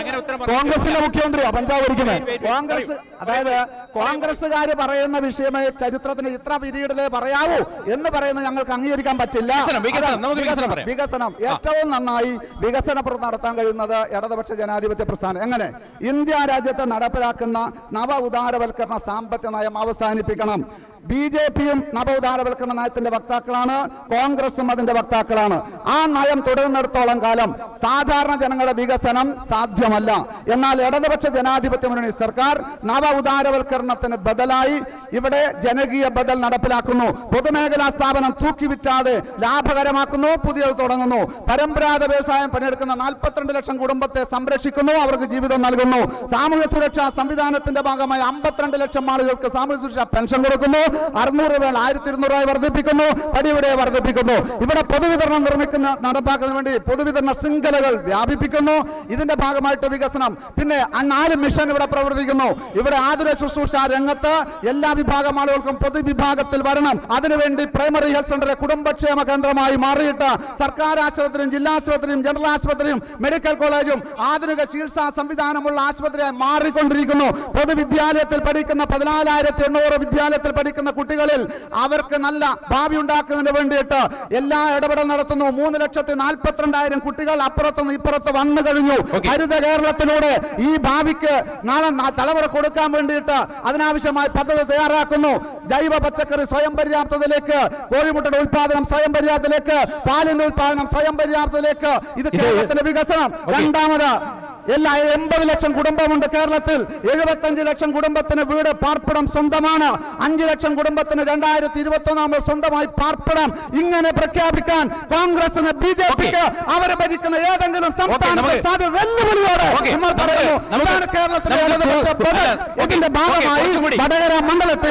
ഭാഗമായി വടകര മണ്ഡലത്തിൽ അതിന്റെ സർവ്വ വികസനത്തിനും ഉത്തേജനം ഉണ്ടാവും. അതിനാവശ്യമായ നിലപാടുകൾ ഉണ്ടാവും. അതിനുള്ള പ്രകടന പത്രിക ഏതാനും ദിവസങ്ങളും പ്രകടന പത്രിക ഇറക്കി വടകര മണ്ഡലത്തിൽ ഇറക്കും, ജനങ്ങളുടെ കയ്യിലെത്തും. അത് നടപ്പിലാക്കുക തന്നെ ചെയ്യും. അതിന് ഇച്ഛാശക്തിയോടെ പ്രവർത്തിക്കുന്ന സർക്കാർ. കൂത്തുപറമ്പിലെ ഈ ബസ് സ്റ്റാൻഡുമായി ബന്ധപ്പെട്ട് നടപടികൾ വരുന്നു. അതിന്റെ പ്ലാനമേഷൻ ടെൻഡർ നടപടിയിലേക്കാണ് പോകേണ്ടത്. വിമാനത്താവളവുമായി ബന്ധപ്പെട്ടുകൊണ്ട് ഇത് 4 വരി പാതയാവാൻ 25 മീറ്റർ തീരുമാനമായിട്ടുണ്ട്. അതിന്റെ നടപടികൾ നടന്നു വരുന്നു. ഇതിന്റെ ചുറ്റുമുള്ള റോഡുകളെല്ലാം തന്നെ അഭിവൃദ്ധിപ്പെടുത്തിക്കൊണ്ടിരിക്കുന്നു. കൂത്തുപറമ്പ് അസംബ്ലി മണ്ഡലത്തിലെ എല്ലാ PWD റോഡുകളും മെക്കാഡം ചെയ്തു കഴിഞ്ഞു. കൂത്തുപറമ്പ് അസംബ്ലി മണ്ഡലത്തിലെ ചെറുതും വലുതുമായ പാലങ്ങളെല്ലാം എല്ലാം ഒന്നുകിൽ പൂർത്തിയായി വരുന്നു, നടപടി ടെൻഡറായി നടന്നു വരുന്നു, പ്രവൃത്തി നടന്നു വരുന്നു. അഭിമാനത്തോടുകൂടി പാനൂർ ഗവൺമെന്റ് താലൂക്ക് ആശുപത്രിയിൽ 25 കോടി ചെലവഴിച്ച് പുതിയ സ്ഥലം ഏറ്റെടുത്തുകൊണ്ട് കണ്ണമ്പള്ളിയിൽ ആശുപത്രി നിർമ്മാണത്തിനായിട്ട് ശ്രമിക്കുന്നു. കൂത്തുപറമ്പ് ഗവൺമെന്റ് ആശുപത്രിയിൽ 14 കോടി രൂപയുടെ മാസ്റ്റർ പ്ലാൻ വികസന പ്രവർത്തനം നടക്കുന്നു. Koothuparamba government higher secondary, Patton government higher secondary, Kottayam secondary school, എല്ലാം നിരവധി ലിസ്റ്റുകളുണ്ട്. ആ വികസനം ഒരു തുടർക്കഥയായി LDF-ന്റെ പ്രതിനിധിക്ക് പറയാൻ പറ്റുമെങ്കിൽ NDA-യുടെ പ്രതിനിധിക്ക് എന്താ പറയാനുള്ളത്? നമ്മുടെ ഈ വടകര നിയോജക മണ്ഡലം പാർലമെന്റ് നിയോജക മണ്ഡലത്തിൽ തുടക്കം നമ്മൾ ഇതിന്റെ പിന്നോക്കാവസ്ഥയെ പറഞ്ഞു എത്തിച്ചേരാത്ത വികസന പദ്ധതികളെല്ലാം തന്നെ എത്തിച്ചേർക്കാൻ വേണ്ടി കേന്ദ്ര ഗവൺമെൻറ്റിൻ്റെ സഹായത്തോടെ BJP-യുടെ ജനപ്രതിനിധിയെ തെരഞ്ഞെടുത്താൽ ഈ മണ്ഡലത്തിൽ എല്ലാ മേഖലകളിലും വികസനം ഉണ്ടാക്കാൻ വേണ്ടി പരിശ്രമിക്കുന്നതാണ്. അതേപോലെ തന്നെ ഇവിടെയുള്ള ആദിവാസി മേഖലകളിൽ വികസനം ഇന്നും എത്തിച്ചേരാത്ത ആദിവാസി മേഖലകൾ, കാർഷിക മേഖല ഇന്നും കൃഷിഭൂമി തരിശായി കിടക്കുന്ന കാർഷിക മേഖലകൾ, കാർഷിക മേഖലയുമായി പട്ടണങ്ങളുമായി ബന്ധിപ്പിക്കുന്ന റോഡുകളുടെ വികാസം, അതേപോലെ തന്നെ തിരക്ക് പിടിച്ചിരിക്കുന്ന പാനൂർ പോലെയുള്ള പട്ടണ പ്രദേശങ്ങൾ, ഇവയുടെ എല്ലാം തന്നെ വികസനത്തിന് വേണ്ടി ആരോഗ്യ, സാംസ്കാരിക, സാമൂഹിക മേഖലകളിലെല്ലാം തന്നെ വലിയൊരു കുതിച്ചുചാട്ടം നടത്താൻ വേണ്ടി BJP-യുടെ ഭരണകൂടത്തിന് സാധിക്കും. രണ്ടാം മോഡി ഗവൺമെൻറ് ആ ഊന്നൽ നൽകുന്നത് ഗ്രാമങ്ങളുടെയും കർഷകന്മാരുടെയും വികസനത്തിനാണ്. ആ വികസനത്തിന് മുൻതൂക്കം നൽകിക്കൊണ്ട് കൂത്തുപറമ്പ് നിയോജക മണ്ഡലത്തിൽ സമഗ്ര വികസന പദ്ധതി നടപ്പാക്കാൻ വേണ്ടി കടലാസിലോ വാക്കുകളിലോ അല്ല, പ്രവൃത്തിയിലോ നടപ്പാക്കാൻ വേണ്ടി BJP-യുടെ ഗവൺമെൻറ് തയ്യാറായിത്തീരും. കടലാസുകളിൽ മാത്രം, വാക്കുകളിൽ മാത്രം, മാനിഫെസ്റ്റോകളിൽ മാത്രം ഇടതുപക്ഷക്കാരനും വലതുപക്ഷക്കാരനും ഒതുക്കി വെക്കുന്ന വികസനത്തെ യാഥാർത്ഥ്യമാക്കാൻ വേണ്ടിയുള്ള സമഗ്ര പദ്ധതിയാണ് BJP-യുടെ ഗവൺമെന്റ് കൊണ്ടുവരിക. അത് കൊണ്ടുവന്നതിന്റെ ചരിത്രവും പാഠവും ഇന്ത്യൻ രാഷ്ട്രീയത്തിൽ BJP-ക്കുണ്ട്. BJP വിവിധ സംസ്ഥാനങ്ങളിൽ അധികാരത്തിലേറിയത് വികസനത്തെ മുൻനിർത്തിയാണ്, അല്ലാതെ അക്രമത്തിലൂടെയല്ല, അഴിമതിയിലൂടെയല്ല.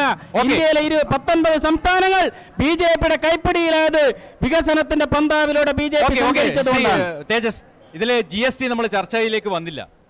GST ആരംഭിച്ചപ്പോൾ, തുടങ്ങിയപ്പോൾ കേരള സംസ്ഥാനത്തെ ധനകാര്യമന്ത്രി അതിനെ സ്വാഗതം ചെയ്ത്. അപ്പൊ എന്താ GST എങ്ങനെ ജനങ്ങളെ ബാധിച്ചു? ജനങ്ങൾ എന്താണ് അതിന്റെ? GST-യിൽ മാത്രമല്ല, നോട്ട് നിരോധനം തുടങ്ങി, GST തുടങ്ങി, ഇങ്ങനെയുള്ള കേന്ദ്ര സർക്കാർ തെറ്റായ രീതിയിൽ നടപ്പിലാക്കിയ, ഒരു ആലോചനയില്ലാതെ നടപ്പിലാക്കിയ, ഇന്ത്യയിലെ സാമ്പത്തിക ശാസ്ത്രജ്ഞന്മാരോടുകൂടി ആലോചിക്കാതെ നടപ്പിലാക്കിയ, പഴയ UPA ഗവൺമെന്റ് നടപ്പിലാക്കിയ രീതിയിലല്ല GST നടപ്പിലാക്കിയില്ല. അതുകൊണ്ടാണ് രാഹുൽ ഗാന്ധി വളരെ വ്യക്തമായിട്ട് പറഞ്ഞത്, ഞങ്ങൾ അധികാരത്തിൽ വന്നാൽ GST പൊളിച്ചെഴുതും. ഇത് ഗബ്ബർ സിംഗ് ടാക്സ് ആണെന്ന് രാഹുൽ ഗാന്ധി പറയാനുള്ള കാരണം അതാണ്. എന്താണ് വികസനത്തെ പറ്റിയ കാഴ്ചപ്പാട്? വികസനത്തെ പറ്റി വളരെ വ്യക്തമായിട്ടുള്ള കാഴ്ചപ്പാടാണ് മതേതര ജനാധിപത്യ സഖ്യത്തിന് ഉള്ളത്, UPA-ക്കുള്ളത്, കേരളത്തിൽ UDF-നുള്ളത്. അതിലേറ്റവും പ്രധാനമായിട്ട് പ്രളയം വന്നപ്പോ, കേരളത്തെ പ്രളയം വന്നപ്പോ പ്രളയത്തിൽ നിന്നും രക്ഷിച്ചത് മത്സ്യത്തൊഴിലാളികളാണ്. ഈ മത്സ്യത്തൊഴിലാളികളുടെ പ്രശ്നങ്ങൾ പരിഹരിക്കാൻ ഇതുവരെ ഒരു മന്ത്രാലയം ഉണ്ടായിരുന്നില്ല. അത് കൃഷി മന്ത്രാലയത്തിന്റെ കീഴിലായിരുന്നു. കോൺഗ്രസ് അധികാരത്തിൽ വന്നാൽ ഫിഷറീസ് വകുപ്പ് എന്നുള്ള രീതിയിൽ പ്രത്യേകമായൊരു വകുപ്പ് രൂപീകരിക്കുകയും ഈ നാട്ടിലെ മത്സ്യത്തൊഴിലാളികളുടെ പ്രശ്നങ്ങൾ, മത്സ്യബന്ധനത്തിലെ വിഭവങ്ങൾ കൂടുതൽ രാജ്യത്തിന് പ്രയോജനമായ രീതിയിൽ ഉപയോഗിക്കൽ, ഇതിനെക്കുറിച്ചൊക്കെയുള്ള പുതിയ വകുപ്പ് രൂപീകരിക്കുമെന്ന് പറഞ്ഞിട്ടുണ്ട്. പിന്നെ വികസനം വയനാട് വഴി വടകര വരും. കാരണം രാഹുൽ ഗാന്ധി പ്രധാനമന്ത്രിയാകുമ്പോ വികസനം വയനാട് വഴി, തൊട്ടിൽപ്പാലം വഴി വടകരയിലെത്തും. അതിലങ്ങനെ ഒരു ഏജൻസി വേണോ? വയനാട് വഴി വരുന്ന ഒരു ഏജൻസി വേണോ? ഒന്ന് ചോദിക്കണം. ഒരു ചോദ്യം ആരോടാ? NDA സ്ഥാനാർത്ഥിയോടാ, പ്രതിനിധിയോടാ. സുരേന്ദ്രൻ, ഒരു ചോദ്യമുള്ളൂ, ഒറ്റ ചോദ്യം. ഈ വടകര മണ്ഡലത്തിലെ കഴിഞ്ഞ നിയമസഭാ തെരഞ്ഞെടുപ്പിനും അതുപോലെ തന്നെ തദ്ദേശ സ്വയംഭരണ തെരഞ്ഞെടുപ്പിലും BJP കിട്ടിയ വോട്ടിന്റെ 50% വോട്ട് ഇപ്രാവശ്യത്തെ ലോക്സഭാ തെരഞ്ഞെടുപ്പിൽ കിട്ടിയിട്ടില്ല എങ്കിൽ BJP വടകരയിൽ തകർന്നു എന്ന് സമ്മതിക്കുമെന്ന് ഒരു ചോദ്യം. BJP ഒരു ജനാധിപത്യ രാഷ്ട്രീയ പാർട്ടിയാണ്. ജനങ്ങളുടെ അംഗീകാരവും പിൻബലവും നേടാൻ വേണ്ടി പ്രവർത്തിക്കുന്ന ഒരു പാർട്ടിയാണ്. വോട്ടിംഗ് ശതമാനത്തിൽ ഏറ്റക്കുറച്ചിലുകൾ BJP-ക്ക് എപ്പോഴും ഉണ്ടായിട്ടുണ്ട്. 1984-ൽ 2 സീറ്റ് കിട്ടിയ പാർട്ടിയാണ് BJP. പറയട്ടെ, ആ 2 സീറ്റ് കിട്ടിയപ്പോഴും BJP തളർന്ന പ്രസ്ഥാനമല്ല. ആ 2 സീറ്റ് കിട്ടിയ പാർട്ടി 89 സീറ്റായി, 119 സീറ്റായി, 182 സീറ്റായി, 284 സീറ്റ് നേടിയ പാർട്ടിയായി BJP മാറിയിട്ടുണ്ട്. ആ മാറ്റം ജനാധിപത്യത്തിന്റെ മാറ്റമാണ്. പരാജയത്തെ അംഗീകരിക്കാൻ വേണ്ടി രാഷ്ട്രീയ പാർട്ടികൾ തയ്യാറായി തീരണം. പരാജയത്തെ അംഗീകരിക്കാതെ പാർട്ടികൾക്കെല്ലാം തന്നെ പാഠം കിട്ടിയിട്ടുണ്ട്. ഓക്കെ, പരാജയത്തെ അംഗീകരിക്കാൻ വേണ്ടി തയ്യാറാണ്. മാർക്സിസ്റ്റ് പാർട്ടി പരാജയത്തെ അംഗീകരിക്കുന്നില്ല. ജനാധിപത്യത്തിൽ പരാജയമുണ്ടോ വിജയമുണ്ടോ? ഈ പ്രാവശ്യം ഞങ്ങളുടെ ഈ വടകര പാർലമെന്റ് മണ്ഡലത്തിൽ ബി.ജെ.പിയുടെ സ്ഥാനാർത്ഥി 10,000-ലേറെ വോട്ടുകളുടെ ഭൂരിപക്ഷത്തിൽ ജയിക്കുമെന്ന കാര്യത്തിൽ യാതൊരു സംശയവുമില്ല. നിങ്ങൾ പലപ്പോഴും ഞങ്ങളോട് ചോദിക്കുന്ന ഒരു ചോദ്യമുണ്ട്, വോട്ട് നോക്കാനല്ലേ നിങ്ങൾ നിൽക്കുന്നതെന്ന്. ഞങ്ങളുടെ വോട്ട് നോക്കി നോക്കി നിങ്ങൾ ചിരിക്കണ്ട. ഞങ്ങൾ ജയിക്കാൻ വേണ്ടിയാണ് ഈ തെരഞ്ഞെടുപ്പിൽ മത്സരിക്കുന്നത്, അല്ല നിങ്ങളെ പോലെ കോൺഗ്രസിനെ പിന്താങ്ങാനല്ല. ധന്യാട്ടോടാണ് ചോദ്യം. വടകര പാർലമെന്റ് മണ്ഡലത്തിലും മറ്റു മണ്ഡലങ്ങളിലും കോലീബി സഖ്യം രൂപപ്പെട്ടു വന്നിട്ടുണ്ട് എന്ന് അറിയാൻ വേണ്ടി കഴിയുന്നു. ഈ കോലീബി സഖ്യത്തെ എങ്ങനെയാണ് ഇടതുപക്ഷം നേരിടാൻ വേണ്ടി പോകുന്നതാണ് എന്റെ ഒരു ചോദ്യം. കോലീബി സഖ്യം എവിടെയും രൂപപ്പെട്ടിട്ടില്ല, അതാദ്യം പറയാം. അത് വ്യക്തിയുടെ അഭിപ്രായം മാത്രമാണ്, അത് സമ്മതിക്കാൻ പാടില്ല. കോലീബി സഖ്യം എവിടെയും രൂപപ്പെട്ടിട്ടില്ല. മാർക്സിസ്റ്റ് സഖ്യമാണ് വ്യക്തിപരമായ അഭിപ്രായം എന്നുള്ള രീതിയിൽ ചോദിക്കണം. വ്യക്തിപരമായ അഭിപ്രായം എന്നുള്ള രീതിയിൽ ചോദിക്കണം. കേരളത്തിൽ അവിശുദ്ധ കൂട്ടുകെട്ടാണ്. അതെവിടെ രൂപപ്പെട്ടിട്ടില്ലല്ലോ. മറ്റേത് സംസ്ഥാനത്താണ് മാർക്സിസ്റ്റ് പാർട്ടി വ്യക്തിപരമായ അഭിപ്രായം എന്നുള്ള രീതിയിൽ ചോദിക്കണം. കേരളമല്ലാതെ ഇന്ത്യയിലെ സംസ്ഥാനത്ത് മാർക്സിസ്റ്റ് പാർട്ടി മത്സരിക്കുന്ന മണ്ഡലേതാ? ചോദ്യം ധന്യാട്ടോടാ.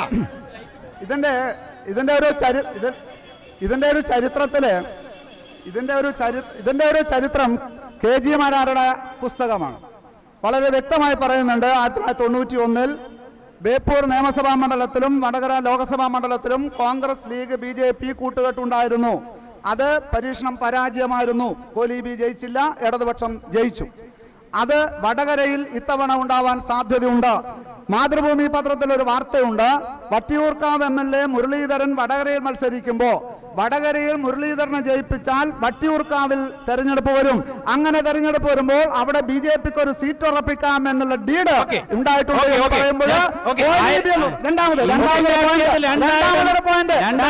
പറയുമ്പോൾ രണ്ടാമതൊരു പോയിന്റ് 3 ദിവസം മുമ്പ് RSS സംഘപരിവാരത്തിന്റെ പ്രധാനപ്പെട്ട ആത്മീയാചാര്യൻ ചിദാനന്ദപുരി അദ്ദേഹത്തിന്റെ ഒരു പ്രസ്താവന വന്നിട്ടുണ്ട്. കേരളത്തിലെ 18 മണ്ഡലത്തിലും BJPക്കാർ കോൺഗ്രസുകാർക്ക് വോട്ട് ചെയ്യണം. തിരുവനന്തപുരവും പത്തനംതിട്ടയും ഒഴികെ ബാക്കി എല്ലാ മണ്ഡലത്തിലും കോൺഗ്രസുകാർ BJPക്കാർ കോൺഗ്രസുകാർ വോട്ട് ചെയ്യണം.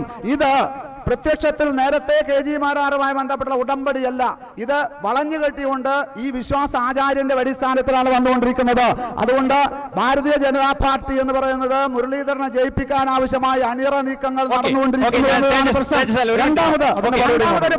രണ്ടാമതൊരു കാര്യം, കേരളത്തിൽ വികസനത്തിന്റെ വയനാട് വഴി വികസനം വരും. 71 വയസ്സ് പൂർത്തിയായ ഇന്ത്യക്ക് 71 വയസ്സിൽ 58 വർഷക്കാലം ഉള്ളം കൈപ്പത്തിക്കുള്ളിൽ അമ്മാനമാടിയത് കോൺഗ്രസ്. 13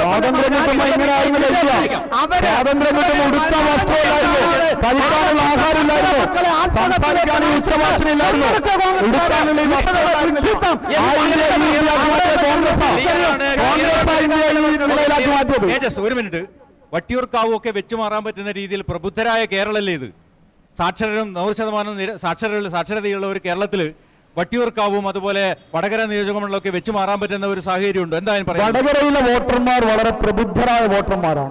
അവരുടെ സംവിധാന അവകാശം ഇത്തവണ RSSന്റെ വർഗീയ ഫാസിസത്തിനെതിരെയും CPMന്റെ അക്രമ രാഷ്ട്രീയത്തിനെതിരെയും വിനിയോഗിക്കും. അതുകൊണ്ട് തന്നെ അവർക്ക് അറിയാം മുരളീധരനെ വടകരയിൽ വിജയിപ്പിക്കേണ്ടത് വടകരയുടെ സമാധാനത്തിനും രാജ്യത്തിന്റെ നിലനിൽപ്പിനും ആവശ്യമാണെന്ന് അവർക്കറിയാം. രണ്ടാമതൊരു കാര്യം, വട്ടിയൂർക്കാവല്ല, തിരുവനന്തപുരത്ത് CPM വോട്ട് മറച്ചു കൊടുത്താൽ അവിടെ കുമ്മനം രാജശേഖരൻ ജയിക്കും. ആ ഡീലിന്റെ ഫലമായിട്ട് ഈ തെരഞ്ഞെടുപ്പിൽ ഇവിടെയുള്ള BJPക്കാർ ജയരാജന് വോട്ട് ചെയ്യാൻ വേണ്ടി പോവുകയാണ്. ആഹാരം കഴിക്കുന്ന ഒരു മനുഷ്യൻ അങ്ങനെ ചിന്തിക്കില്ല.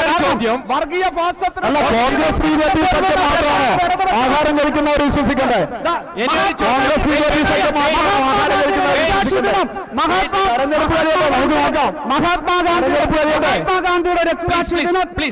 മഹാത്മാഗാന്ധിയുടെ രക്തസാക്ഷി ദിനത്തിൽ കഴിഞ്ഞ ജനുവരി 30 പൂജാ ശകുൻ പാണ്ഡെ എന്ന് പറയുന്ന ഒരു സന്യാസി വേഷധാരി മഹാത്മാഗാന്ധിയെ പ്രതീകമായി വെടിവെച്ച് കൊന്നിട്ട് ഇന്ത്യ രാജ്യത്തിന്റെ ഗ്രാമങ്ങളിൽ ഗാന്ധി ശിഷ്യന്മാരുടെ പ്രതിഷേധം എന്തായിരുന്നു, പ്രതികരണം എന്തായിരുന്നു?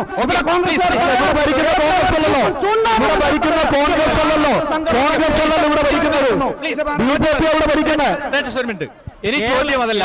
കണ്ണൂരിന്റെ അല്ല, ഈ സംശയം എല്ലാവർക്കും ഉണ്ട്. അല്ല, ഒരു മിനിറ്റ് ഈ സംശയം എല്ലാവർക്കും ഉണ്ട്. കണ്ണൂർ വിമാനത്താവളം അത് ഉദ്ഘാടനം ചെയ്ത ആരാന്നുള്ള സംശയം അതാ ചർച്ച. കണ്ണൂർ വിമാനത്താവളത്തിൽ ഒരുപാട് വിമാനങ്ങൾ വന്നിറങ്ങി, ഞാൻ ഉദ്ഘാടനം ചെയ്തില്ല എന്നൊക്കെ ഒരുപാട് ചർച്ചകൾ വന്നു. ശ്രീ ധനഞ്ജയൻ, എന്താണ് അതിനെപ്പറ്റി പറയാനുള്ളത്? മൂന്നാളും പറയണം. അന്താരാഷ്ട്ര വിമാനത്താവളം എന്ന് പറയുന്നത് സാധാരണ ടാക്സി സ്റ്റാൻഡ് ഉദ്ഘാടനം അല്ല. അതിന് അന്താരാഷ്ട്ര തലത്തിലുള്ള നിയമങ്ങളുണ്ട്. അതിന്റെ ഭാഗമായിട്ട് അതിന്റെ എല്ലാ സംവിധാനം ഉണ്ടാവണം. ആ സംവിധാനത്തിന്റെ ഭാഗമായിട്ട് ഒരു വിമാനത്താവളത്തിന്റെ ഘടന ഉണ്ടാവണം.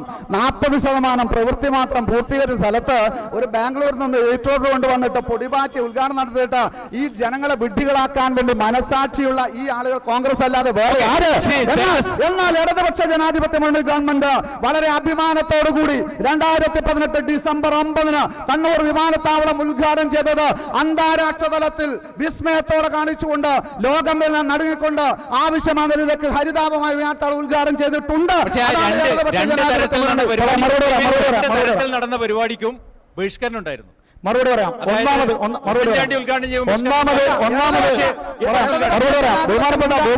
ബഹുമാനപ്പെട്ട ധനഞ്ഞേട്ടൻ പറഞ്ഞത് അതൊരു ടാക്സി സ്റ്റാൻഡ് അല്ല, അത് ഇന്റർനാഷണൽ വിമാനത്താവളം ആര് ഉദ്ഘാടനം ചെയ്യുന്നതെന്ന് ഉള്ളതിന് ഈ രാജ്യത്ത് നിയമമുണ്ട്. പക്ഷേ ഒരു രാജ്യം ഭരിക്കുന്ന പാർട്ടിയുടെ ദേശീയ പ്രസിഡന്റിനെ കൊണ്ട് ഇന്ത്യയിൽ ഏതെങ്കിലും ഒരു ഇന്റർനാഷണൽ വിമാനത്താവളം ഉദ്ഘാടനം ചെയ്യിക്കണം എന്നുള്ള നിയമം ഇന്ത്യ രാജ്യത്തില്ല. അവിടെ ആദ്യം വന്നതാരാ? അമിത്ഷാ ആദ്യം പറഞ്ഞിറങ്ങിയത്. വിമാനത്താവളത്തിന്റെ പണി പൂർത്തിയായതിനു ശേഷം അവിടെ ആദ്യം വന്നിറങ്ങി ആ വിമാനത്താവളം ഉദ്ഘാടനം ചെയ്തത് അമിത്ഷാ ആണോ അല്ലെങ്കിൽ പിറ്റേ ദിവസം പിണറായി വിജയനാണോ? രാജ്യത്തിലെ ജനങ്ങൾക്ക് വിമാനത്താവളത്തിന്റെ ആരംഭം EK നായനാർ മുഖ്യമന്ത്രിയായ സമയത്ത് CM ഇബ്രാഹിം ത്രൂ ആണ് എന്ന് ഇടതുപക്ഷക്കാർ അവകാശപ്പെടുന്നുണ്ട്. അത് ഒരു പരിധിവരെ വാസ്തവമുണ്ട്. എന്തായാലും അതിൽ BJPയുടെ അല്ലെ NDAയുടെ പ്രതിനിധിക്ക് പറയണ്ടല്ലോ. എന്തായാലും നിങ്ങളെ മന്ത്രി അടക്കം അവിടെ വന്നല്ലേ, മുഖ്യമന്ത്രിയും കേന്ദ്ര വ്യോമയാന. കേരളത്തെ സംബന്ധിച്ച് കേരളം BJP ഭരിച്ചിട്ടില്ല. കേരളത്തിലെ വികസന പ്രവർത്തനങ്ങളെ ദ്രുതഗതിയിലാക്കണമെന്നാണ് BJP ആവശ്യപ്പെടുന്നത്. കേരളത്തിൽ ഇടതുപക്ഷവും ഐക്യ ജനാധിപത്യ മുന്നണിയും കേരളം ഭരിച്ച സമയത്ത് ചെറിയ വികസനങ്ങളൊക്കെ കേരളത്തിലുണ്ടായിട്ടുണ്ട്. അതിൻ്റെ പേരിൽ ഇങ്ങനെ മേനി പറയേണ്ട യാതൊരു വികസനവും കേരളത്തിലുണ്ടായിട്ട് കണ്ണൂർ വിമാനത്താവളം മുമ്പേ തന്നെ ഉദ്ഘാടനം ചെയ്യേണ്ടതായിരുന്നു. പക്ഷേ കേരളത്തിലെ ഗവൺമെൻറ്റുകൾ അനാസ്ഥ കാണിച്ചുകൊണ്ടാണ് ഉദ്ഘാടനം വൈകിയത്. ഉദ്ഘാടനത്തെ സംബന്ധിച്ച് BJPക്ക് യാതൊരു ആശയക്കുഴപ്പമില്ല. അത് അമിത്ഷാ ഉദ്ഘാടനം ചെയ്തതൊന്നും BJP പറയുന്നില്ല. അതായത് ഉദ്ഘാടനം ചെയ്യാൻ ആരെയാണ് നിശ്ചയിച്ചത് അവർ ഉദ്ഘാടനം ചെയ്തതിൽ നാടിനോടൊപ്പം രാജ്യത്തോടൊപ്പം ഞങ്ങൾ നിൽക്കുന്നല്ലാതെ അമിത്ഷാ ഉദ്ഘാടനം ചെയ്തു എന്ന് ഹൂങ്ക് പറയാനൊന്നും BJP തയ്യാറല്ല. അമിത്ഷാ ഇവിടെ വന്നിറങ്ങിയിട്ടുണ്ട്, അതിനെ ഞങ്ങൾ അംഗീകരിക്കുന്നു. എൻ്റെ ചോദ്യം തേജസ് മോഹനോടും അതുപോലെ തന്നെ ധനഞ്ജയേട്ടനോടുമാണ്. അത് 10 ക്രിമിനൽ കേസിൽ പ്രതി 2 കൊലക്കേസ് അടക്കമുള്ള P. ജയരാജൻ എന്ന് പറയുന്ന ഒരു സ്ഥാനാർത്ഥിയെ വടകരയിൽ മത്സരിപ്പിക്കുമ്പോൾ അത് തരുന്ന സന്ദേശം എന്താണ്? അതിന് തേജസ് മോഹൻ ഉത്തരം പറയണം. ആദ്യം ഒന്ന് ധനഞ്ജയേട്ടന് ഉത്തരം പറയണം. കാരണം ധനഞ്ജയേട്ടനെ പോലെ ഒരുപാട് ജനകീയ അംഗീകാരമുള്ള ഒരുപാട് നേതാക്കന്മാരുണ്ടായിട്ടും P. ജയരാജനെ പോലെയുള്ള ക്രിമിനൽ കേസ് പ്രതിയായിട്ടുള്ള കൊലക്കേസിൽ പ്രതിയായിട്ടുള്ള ആളെ എന്തുകൊണ്ട് സ്ഥാനാർത്ഥിയാക്കി എന്നുള്ളതിന്റെ ഒരു സന്ദേശം എന്താണെന്ന് ഞങ്ങളോടൊന്ന് അവസരമാണ്. അതായത് ഇന്ത്യയില് കഴിഞ്ഞ ലോക്സഭാ തെരഞ്ഞെടുപ്പിൽ മത്സരിച്ച BJP സ്ഥാനാർത്ഥികളിൽ 89 പേര് ക്രിമിനൽ കേസിൽ കുറ്റവാളികളാണ്. കഴിഞ്ഞ ലോക്സഭാ തെരഞ്ഞെടുപ്പിൽ കോൺഗ്രസിന്റെ 53 പേര് ക്രിമിനൽ കുറ്റവാളികളാണ്. ലോക്സഭയിലാണ് പറയുന്നത്, ലോക്സഭാ തെരഞ്ഞെടുപ്പിൽ 44 MPമാരേ ഉള്ളൂ കോൺഗ്രസിന്. മത്സരിച്ച 59 ക്രിമിനൽ എന്താ വിവരക്കേട് പറയല്ല. MPമാരെന്ന് പറഞ്ഞാൽ ജയിച്ചാലാണ്. MPമാരെന്ന് പറഞ്ഞാൽ ജയിച്ചാലാണ്. BJP സ്ഥാനാർത്ഥികളായി മത്സരിച്ചവരിൽ ഈ പറയുന്ന നിലയിൽ ക്രിമിനൽ കേസിലുള്ളവരാണ്. ഇത് ഇന്നലെ കഴിഞ്ഞ തെരഞ്ഞെടുപ്പിൽ മാത്രമല്ല, ഇന്ത്യ രാജ്യത്തിന്റെ 3ാമത് പാർലമെന്റ് തെരഞ്ഞെടുപ്പ് മുതൽ ഈ ക്രിമിനൽ കേസിൽപ്പെട്ടവര് ഇതായിട്ടുണ്ട്. ക്രിമിനൽ കേസ് എന്ന് പറയുന്ന ഒരു കുറ്റമല്ല. രാഷ്ട്രീയ പാർട്ടി ക്രിമിനൽ കേസ് ശിക്ഷിക്കപ്പെട്ടാലാവുന്നു. ഈ ചോദ്യം ചോദിച്ചവരോട് ചോദിക്കാൻ, കഴിഞ്ഞ ധർമ്മടം നിയമസഭാ മണ്ഡലത്തിൽ പിണറായി വിജയനെതിരായി മത്സരിച്ച സ്ഥാനാർത്ഥിയുടെ പേര് മമ്പറം ദിവാകരൻ എന്ന് പറയുന്നത് ഈ പന്തക്കപ്പാറ ദിനേശ് BD ബോംബെറിഞ്ഞു കൊന്ന കുളങ്ങരത്ത് രാഘവനെ കൊന്നതിൽ പ്രതി 8 വർഷക്കാലം ശിക്ഷ അനുഭവിച്ച് സെൻട്രൽ ജയിലിൽ കിടന്നവനെ സ്ഥാനാർത്ഥിയാക്കി മത്സരിച്ച ഒരു പാർട്ടിയുടെ ചോദ്യം ചോദ്യം പി ജയരാജനെ കേസിൽപ്പെടുത്താൻ വേണ്ടി കോൺഗ്രസ്സുകാരും ശ്രമിക്കുന്നുണ്ട്, BJP-കാരും ശ്രമിക്കുന്നുണ്ട്. പി ജയരാജനെ എങ്ങനെ ഇല്ലാതാക്കാൻ സാധിക്കും? എന്തുകൊണ്ട്? പി ജയരാജന്റെ രാഷ്ട്രീയ ഇടപെടൽ കൊണ്ട് കോൺഗ്രസ് നിന്നും CPM-ലേക്ക് വരുന്നു, BJP നിന്ന് വരുന്നു, ലീഗിൽ നിന്ന് വരുന്നു, പി ജയരാജന്റെ മേലേക്ക് ആളുകൾ വന്നുകൊണ്ടിരിക്കുന്നു. അപ്പൊ പി ജയരാജനെ എങ്ങനെ ഇല്ലാതാക്കാൻ വേണ്ടി സാധിക്കും? അതുകൊണ്ട് BJP-യും കോൺഗ്രസും ഒരുപാട് നോക്കുന്നുണ്ട്. എന്നാൽ സ്ഥാനാർത്ഥി 10 കേസ് കോൺഗ്രസുകാരുടെ പേരിലില്ലേ? കോൺഗ്രസുകാരുടെ പേരിൽ കേസില്ലേ? കോൺഗ്രസ് സ്ഥാനാർത്ഥി പേരിൽ കേസില്ലേ?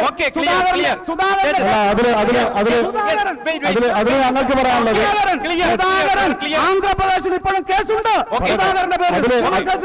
അതിൽ ഞങ്ങൾക്ക് പറയാനുള്ളത്, ക്രിമിനൽ കേസ് 2 കൊലക്കുറ്റടക്കം 10 ക്രിമിനൽ കേസ് ആയിക്കോട്ടെ, 10 കൊലക്കുറ്റടക്കം 100 ക്രിമിനൽ കേസ് ആയിക്കോട്ടെ, ഇവിടെ മത്സരിക്കാൻ സാധിക്കുന്നത് തെരഞ്ഞെടുപ്പ് കമ്മീഷൻ അദ്ദേഹത്തെ അയോഗ്യനാക്കാത്തത് കൊണ്ടാണ്. ആർക്കും മത്സരിക്കാം. പി ജയരാജൻ എന്നല്ല 20 കൊലക്കുറ്റമുള്ള ആൾക്കാരും വടകരയിൽ മത്സരിക്കാം. പക്ഷേ ആര് ജയിക്കണം എന്നുള്ള തീരുമാനം അത് ജനങ്ങൾ എടുക്കട്ടെ എന്ന് മാത്രമാണ് എനിക്ക് പറയാനുള്ളത്. കോൺഗ്രസ് BJP ഈ രണ്ടുപേരോട് ഒന്നിച്ച് ചോദിക്കാം. രണ്ടുപേരും മറുപടി തരേണ്ട കാര്യമാണ്. ഈ ഇന്ത്യ രാജ്യത്തെ സംബന്ധിച്ചിടത്തോളം 90 കോടി വോട്ടർമാരുണ്ട്. ആ 90 കോടി വോട്ടർമാരിലും ബഹുഭൂരിപക്ഷം പകുതിയിലധികം സ്ത്രീകളാണ്. ആ സ്ത്രീകളെ സംബന്ധിച്ചിടത്തോളം നമ്മൾ ഒരുപാട് തവണ ഇടതുപക്ഷത്തോട് ചോദിക്കേണ്ട കാര്യമില്ല. കാരണം എന്ന് വെച്ചാൽ ഈ കേരളത്തിൽ നടപ്പിലാക്കിയ കാര്യമാണ്. ഒരുപക്ഷെ ഇന്ത്യ രാജ്യത്തെ ഇടതുപക്ഷത്തിന്റെ മേൽനോട്ടത്തിൽ ഒരു മതേതര മുന്നണി അധികാരത്തിൽ വരികയാണെങ്കിൽ സ്വാഭാവികമായി ഞാൻ ചോദിക്കുന്ന ചോദ്യം ഒരുപക്ഷെ ഞാൻ പറയുന്ന ചോദ്യം എന്ന് വെച്ചാൽ 33% സംവരണത്തിന് വേണ്ടിയും ഒരുപാട് കാലമായി നമ്മൾ പറയുന്നത്, കേരളത്തിലെ സ്ത്രീ പ്രസ്ഥാനങ്ങൾ ഒരുപാട് കാലമായി ആവശ്യപ്പെടുന്നതാണ് 33% സംവരണം ഇന്ത്യൻ പാർലമെന്റിൽ നിയമസഭയിൽ വേണമെന്ന്. പക്ഷെ കഴിഞ്ഞ നേരത്തെ പറഞ്ഞതുപോലെ 56 വർഷം ഇവിടെ ഭരിച്ചു കോൺഗ്രസ്, പിന്നെ BJP ഭരിച്ചു. എന്നിട്ട് പോലും നമുക്ക് ഈ 33% ലോകസഭയിൽ പാസ്സാക്കിയെടുക്കാൻ പറ്റുന്നില്ല. ഈ തെരഞ്ഞെടുപ്പിൽ നിങ്ങളാണ് എന്താണ് നിങ്ങൾ നിലപാടെടുക്കുക? അതിന് വ്യക്തമായിട്ട് മറുപടി ഞങ്ങളെടുത്തുണ്ട്. ഇന്ത്യയിലെ പെൺഭ്രൂണ ഹത്യ നിരോധന നിയമം 1971 പെൺകുഞ്ഞുങ്ങൾ ജനിച്ചാൽ അവരെ കൊല്ലുന്ന ഒരു സാഹചര്യം ഈ രാജ്യത്തുണ്ടായിരുന്നു. കോൺഗ്രസ് ഗവൺമെന്റ് ആണ് 1971 ഇന്ത്യയിൽ പെൺഭ്രൂണ ഹത്യ, ഗർഭസ്ഥ ശിശുവിന്റെ ലിംഗനിർണയം നടത്തുന്നത് കുറ്റകരമായ നിയമമാക്കിയത് ഈ രാജ്യത്ത് കോൺഗ്രസ് ഭരിക്കുമ്പോഴാണ്. അതുകൊണ്ടാണ് ഈ രാജ്യത്ത് സ്ത്രീകൾക്ക് ജനസംഖ്യ കൂടാനും അവർക്ക് 2005 ഗാർഹിക പീഡന നിരോധന നിയമം, ഭർത്തൃ വീട്ടിൽ നിന്നും ഒരു സ്ത്രീയെ പീഡിപ്പിച്ചാൽ ആ സ്ത്രീക്ക് അത് അവളുടെ സ്വന്തം വീടല്ലെങ്കിൽ കൂടി അവിടെ ജീവിക്കാനുള്ള അവകാശമുണ്ടെന്നും അവൾക്ക് വാടക വീടടക്കം വെച്ചു കൊടുക്കാൻ ഭർത്താവ് തയ്യാറാവണമെന്നും അനുശാസിക്കുന്ന നിയമമാണ് 2005 ഗാർഹിക പീഡന നിരോധന നിയമം. രാഹുൽ ഗാന്ധി പറഞ്ഞിട്ടുണ്ടല്ലോ 33% സംവരണം പാർലമെന്റിൽ ഏർപ്പെടുത്തും. ഞങ്ങളുടെ പ്രസിഡന്റ് സ്ത്രീയായിരുന്നു. ഞങ്ങൾ സ്ത്രീയെ പ്രധാനമന്ത്രിയാക്കിയ പാർട്ടിയാ. ഞങ്ങൾ സ്ത്രീകളെ മുഖ്യമന്ത്രിയാക്കിയ പാർട്ടിയാ. ഇന്ത്യയിൽ ആദ്യത്തെ മുഖ്യമന്ത്രി സരോജിനി നായിഡു സ്ത്രീയാ.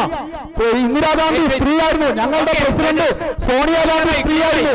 നിങ്ങൾക്ക് എവിടെയാ സ്ത്രീ മുഖ്യമന്ത്രിമാര്? കേരളത്തിലൊരു സ്ത്രീ മുഖ്യമന്ത്രിമാരെ സംഭാവന നിങ്ങൾക്ക് സാധിച്ചോ? സ്ത്രീകളുടെ ഉന്നമനത്തിന് വേണ്ടി കുടുംബശ്രീ എന്ന പദ്ധതി ഈ രാജ്യത്ത് കൊണ്ടുവന്നത് BJP-യുടെ ഗവൺമെന്റാണ്. ഇന്ത്യ രാജ്യത്തെ 3/2 ഭൂരിപക്ഷം കിട്ടിയാൽ 33% സ്ത്രീ സമരം കേൾക്കാൻ വേണ്ടി തയ്യാറാണോ? ചോദ്യം ചോദിച്ചാൽ കേൾക്കാൻ വേണ്ടി തയ്യാറാണോ?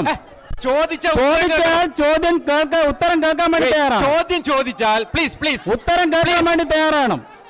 കുടുംബശ്രീ കൊണ്ടുവന്നത് BJP-യുടെ ഗവൺമെന്റാണ്. ഉത്തരം തെറ്റാണോ ശരിയാണോ? ബേട്ടി പഠാവോ ബേട്ടി ബച്ചാവോ എന്ന പദ്ധതി ഈ രാജ്യത്ത് കൊണ്ടുവന്നത് BJP-യുടെ ഗവൺമെന്റാണ്. പെൺകുട്ടികളുടെ വിവാഹത്തിന് വേണ്ടിയുള്ള പദ്ധതി കൊണ്ടുവന്നത് BJP-യുടെ ഗവൺമെന്റാണ്. ഇനി ഒരു കാര്യം കൂടി ഞങ്ങൾ പറയുന്നു, 3/2 ഭൂരിപക്ഷം കിട്ടിയാൽ മറ്റ് പാർട്ടിക്കാരുടെ സഹായമില്ലാതെ തന്നെ 33% സംവരണം ഇന്ത്യ രാജ്യത്തെ സ്ത്രീകൾക്ക് വേണ്ടി നടപ്പാക്കാൻ വേണ്ടി BJP-യുടെ ഗവൺമെന്റ് തയ്യാറായിത്തീരും എന്ന കാര്യത്തിൽ യാതൊരു സംശയമാണ്. അപ്പൊ ഇനി 3/2 ഭൂരിപക്ഷം വേണം പാർലമെന്റിൽ. ആ 3/2 ഭൂരിപക്ഷം ഉണ്ടായാൽ മാത്രമേ നടപ്പാക്കൂ. മുത്തലാഖ് ബില്ല് കൊണ്ടുവന്നപ്പോൾ അതിനെ എതിർത്തവരാണ് ഇടതുപക്ഷക്കാരും കോൺഗ്രസുകാരും. മുത്തലാഖ് 3 പ്രാവശ്യം തലാഖ് ചൊല്ലി ഭാര്യയെ ഉപേക്ഷിക്കാനുള്ള ആ നിയമം പാർലമെന്റിൽ കൊണ്ടുവന്നപ്പോൾ എതിർത്തവരാണ് ഇടതുപക്ഷക്കാര്. അല്ല, നമ്മള് ലൈറ്റ് പോകുന്നു, നമുക്ക് കൺക്ലൂഡ് ചെയ്യണം. മുത്തലാഖ് ഇഷ്യൂമായിട്ട് ബന്ധപ്പെട്ട് പറഞ്ഞുകൊണ്ട് പറയാണ്, മുത്തലാഖ് നിരോധന നിയമത്തെ കോൺഗ്രസും ഇടതുപക്ഷവും അടക്കമുള്ള മതേതര പാർട്ടികൾ എതിർക്കാൻ കാരണമുണ്ട്. കാരണം മുത്തലാഖ് നിരോധന നിയമപ്രകാരം മുസ്ലിം ഭർത്താക്കന്മാരുടെ പേരിൽ ക്രിമിനൽ കേസ് എടുക്കാം. എന്നാൽ ഹിന്ദു ഭർത്താക്കന്മാർക്ക് വിവാഹമോചനം നടത്തിയാൽ അവരുടെ പേരിൽ ക്രിമിനൽ കേസില്ല. മതത്തിന്റെ പേരിൽ ജനങ്ങളെ ഭിന്നിപ്പിക്കുന്ന ഇല്ലാതുകൊണ്ടാണ് മുത്തലാഖ് ബില്ലിനെ എതിർത്തത്. ഹിന്ദു ഭർത്താക്കന്മാരുടെ പേരിൽ ക്രിമിനൽ കേസില്ല, മുസ്ലിം ഭർത്താക്കന്മാരുടെ പേരിൽ ക്രിമിനൽ കേസ്. അതാണ് മുത്തലാഖ് നിരോധന നിയമം. ചർച്ച അവസാനിപ്പിക്കണം. ഏതായാലും നമ്മുടെ ഒരു LDFന്റെ പ്രതിനിധി എവിടെ എത്തിയത് കൂത്തുപറമ്പ് CPMന്റെ ഏരിയ സെക്രട്ടറി ശ്രീ ധനഞ്ജയനാണ്. അദ്ദേഹത്തെ എന്താണ് പി ജയരാജൻ എന്ന് പറയുന്ന നിങ്ങളുടെ സ്ഥാനാർത്ഥി എന്താണ് മെസ്സേജ് കൊടുക്കുന്നത്? എന്ത് മാറ്റം ഈ മണ്ഡലത്തിൽ, ഈ വടകര ലോക്സഭാ മണ്ഡലത്തിൽ എന്ത് മാറ്റം ഉണ്ടാക്കാൻ സാധിക്കും? വോട്ടർമാരോട് വോട്ട് അഭ്യർത്ഥിക്കുന്നുണ്ടല്ലോ. വടകര ലോക്സഭാ മണ്ഡലം 541 മണ്ഡലങ്ങളിൽ ഒന്നാണ്. അതിലേറ്റവും പ്രധാനം ഇന്ത്യ രാജ്യത്തെ മതനിരപേക്ഷ ജനാധിപത്യ സോഷ്യലിസ്റ്റ് പരമാധികാര റിപ്പബ്ലിക് എന്ന് പറയുന്ന ഭരണഘടനയുടെ സംരക്ഷണമാണ്. ആ ഭരണഘടന ഓരോ ദിവസവും തകർത്തുകൊണ്ടിരിക്കുന്ന RSS സംഘപരിവാരം നയിക്കുന്ന BJP സർക്കാരിനെ താഴെ ഇറക്കണം. ഒന്നാമത്തെ ലക്ഷ്യം അത് വടകര ഉൾപ്പെടെ. 2, ഇന്ത്യ രാജ്യത്ത് മതനിരപേക്ഷ ജനാധിപത്യ സഖ്യം അധികാരത്തിൽ വരണം. ഇന്ത്യ രാജ്യം വൈവിധ്യങ്ങളും വൈജാത്യങ്ങളും ബഹുസ്വരതയുള്ള ഇന്ത്യയില് 9 ദേശീയ മതങ്ങളും 1600 ജാതി സമൂഹവും 100ലധികം ഭാഷകളുമുള്ള ഇന്ത്യ രാജ്യത്തിന്റെ വൈവിധ്യം ഉൾക്കൊണ്ടുകൊണ്ടുള്ള ഒരു മതനിരപേക്ഷ സഖ്യം ഉണ്ടാവണം. ഈ മതനിരപേക്ഷ സഖ്യത്തിന്റെ പശ്ചാത്തല സംഗീതം താളം തെറ്റാതിരിക്കാൻ, ശ്രുതി തെറ്റാതിരിക്കാൻ നിശ്ചയദാർഢ്യമുള്ള ഇടതുപക്ഷ ജനാധിപത്യ പ്രസ്ഥാനം ഉണ്ടാവണം. ആ ഇടതുപക്ഷ ജനാധിപത്യ പ്രസ്ഥാനത്തിന്റെ അജയ്യനായ ഒരു വക്താവ് പി ജയരാജനായിരിക്കും. അതിന്റെ അടിസ്ഥാനത്തിലാണ് വടകരയുടെ വികസന കാഴ്ചപ്പാട്. BJPയുടെ NDAയുടെ പ്രതിനിധിയായി മത്സരിക്കുന്ന VK സജീവനാണ്. സജീവൻ ഇവിടെ നിന്ന് ലോക്സഭയിലേക്ക് ജയിച്ചു വന്നാൽ എന്താണ് ഈ നാടിന്, ഈ സമൂഹത്തിന്? രാജ്യരക്ഷയ്ക്കും വികസനത്തിനും മുൻതൂക്കം നൽകിക്കൊണ്ട് പാവപ്പെട്ടവരുടെ ക്ഷേമത്തിന് വേണ്ടി പ്രവർത്തിക്കുന്ന ഒരു സർക്കാർ ഉണ്ടാക്കാൻ വേണ്ടി വടകരയുടെ പാർലമെന്റ് അംഗമെന്ന നിലയിൽ VK സജീവൻ ജയിച്ചാൽ അദ്ദേഹം പ്രവർത്തിക്കും. അത് സാധാരണക്കാരനും പാവപ്പെട്ടവനും നാടിനും ഗ്രാമമേഖലകൾക്കും എല്ലാം തന്നെ വികസനത്തിന്റെ സന്ദേശം എത്തിക്കാൻ വേണ്ടി BJPയുടെ ജനപ്രതിനിധിക്ക് സാധിക്കുമെന്നാണ് ഞങ്ങളുടെ വിശ്വാസം. ഓക്കെ, ശ്രീ കെ മുരളീധരൻ ഇവിടെ UDFന്റെ പ്രതിനിധിയായി മത്സരിക്കുന്നുണ്ട്. കെ മുരളീധരൻ UDFന്റെ പ്രതിനിധിയായി മത്സരിച്ച് ജയിച്ചു കയറിയാൽ എന്താണ് ഈ സമൂഹത്തിന് കൊടുക്കാൻ പറ്റും? ഈ വടകര നിയോജക മണ്ഡലത്തിന് പ്രത്യേകിച്ച് എന്ത് ചെയ്യാൻ പറ്റും? തീർച്ചയായിട്ടും കെ മുരളീധരൻ വിജയിക്കുക എന്ന് പറയുമ്പോൾ ആ വോട്ട് രാഹുൽ ഗാന്ധിക്കുള്ള വോട്ടാണ്. ഇന്ത്യയിൽ ഒരു മതേതര ഗവൺമെന്റ് നിലവിൽ വരണം. ഭക്ഷണത്തിന്റെ പേരിൽ നിയന്ത്രണം ഏർപ്പെടുത്തുന്ന ഗവൺമെന്റിനെ ഇന്ത്യ രാജ്യത്തു നിന്ന് മാറ്റണം. ഇന്ത്യ രാജ്യത്ത് ആൾക്കൂട്ട കൊലപാതകങ്ങൾ ഉണ്ടാവാൻ പാടില്ല. നമ്മൾ അധ്വാനിച്ച് കിട്ടുന്ന കാശ് നമുക്ക് ഇഷ്ടപ്പെടുന്ന സമയത്ത് ബാങ്കിൽ നിന്നും വിഡ്രോ ചെയ്യാനുള്ള ഒരു സാഹചര്യം ഇന്ത്യ രാജ്യത്തുണ്ടാവണം. ഇന്ത്യയിലെ പട്ടാളക്കാർ കൊല്ലപ്പെടാൻ പാടില്ല, മിലിറ്ററി ആസ്ഥാനങ്ങൾ ആക്രമിക്കപ്പെടാൻ പാടില്ല. ശത്രുവിനെ തിരിച്ചാക്രമിച്ചാൽ എത്ര പേരെ തിരിച്ചു കൊന്നു എന്ന് ചോദിച്ചാൽ അതിന് വ്യക്തമായിട്ട് ഉത്തരം പറയുന്നൊരു പ്രധാനമന്ത്രി ഈ രാജ്യത്തുണ്ടാവണം. മതത്തിന്റെ പേരിലും വർഗത്തിന്റെ പേരിലും ഉള്ള കലാപങ്ങൾ രാജ്യത്ത് ഉണ്ടാവാൻ പാടില്ല. സഹിഷ്ണുതയുടെ, സ്നേഹത്തിന്റെ രാഷ്ട്രീയം കൈകാര്യം ചെയ്യുന്ന ഒരു മതേതര ഗവൺമെന്റ് ഇന്ത്യയിൽ ഉണ്ടാവാൻ വേണ്ടി അതിന് കോൺഗ്രസ് നേതൃത്വം കൊടുക്കുമ്പോൾ ആ ചേരിയെ ശക്തിപ്പെടുത്താൻ വേണ്ടി വടകരയിലെ ജനങ്ങൾ അവരുടെ വോട്ടവകാശം ഉപയോഗിക്കണം എന്നാണ് പറയാനുള്ളത്. ഓക്കെ, ഇത് വെറും ഒരു ചർച്ചയാണ്. ഗ്രാമികയുടെ അങ്കത്തട്ട് എന്ന് പറയുന്ന ചർച്ചയിൽ ഒരുപാട് കാര്യങ്ങൾ നമ്മളിവിടെ ചർച്ച ചെയ്യപ്പെട്ടു. പക്ഷേ ഈ വരുന്ന ഏപ്രിൽ 23-ാം തീയതി പോളിംഗ് ബൂത്തിലാണ് ഇതിൻ്റെ പ്രതിഫലനം ആവശ്യമായി വരുന്നത്. ഇന്ത്യ ഭരിക്കാൻ, ഇന്ത്യയുടെ ഐക്യവും അഖണ്ഡതയും കാത്തു സംരക്ഷിക്കാൻ, ഇന്ത്യയുടെ ജനാധിപത്യവും മതേതരത്വവും സോഷ്യലിസവും കണ്ണിലെ കൃഷ്ണമണി പോലെ കൊണ്ടുപോകാൻ സാധിക്കുന്ന ഒരു ഭരണാധികാരിക്ക്, ഒരു ഭരണ സംവിധാനത്തിന് നിങ്ങൾ ഏവരുടെയും വോട്ട് നൽകണമെന്ന് മാത്രം അഭ്യർത്ഥിച്ചുകൊണ്ട് ഇവിടെ പങ്കെടുത്ത മുഴുവൻ രാഷ്ട്രീയ പാർട്ടി പ്രതിനിധികൾക്കും 3 മുന്നണി പ്രതിനിധികൾക്കും എല്ലാവർക്കും ഗ്രാമികയുടെ പേരിൽ ഹൃദയം നിറഞ്ഞ നന്ദി ആശംസിച്ചുകൊണ്ട് നന്ദി, നമസ്കാരം, ജയ് ഹിന്ദ്.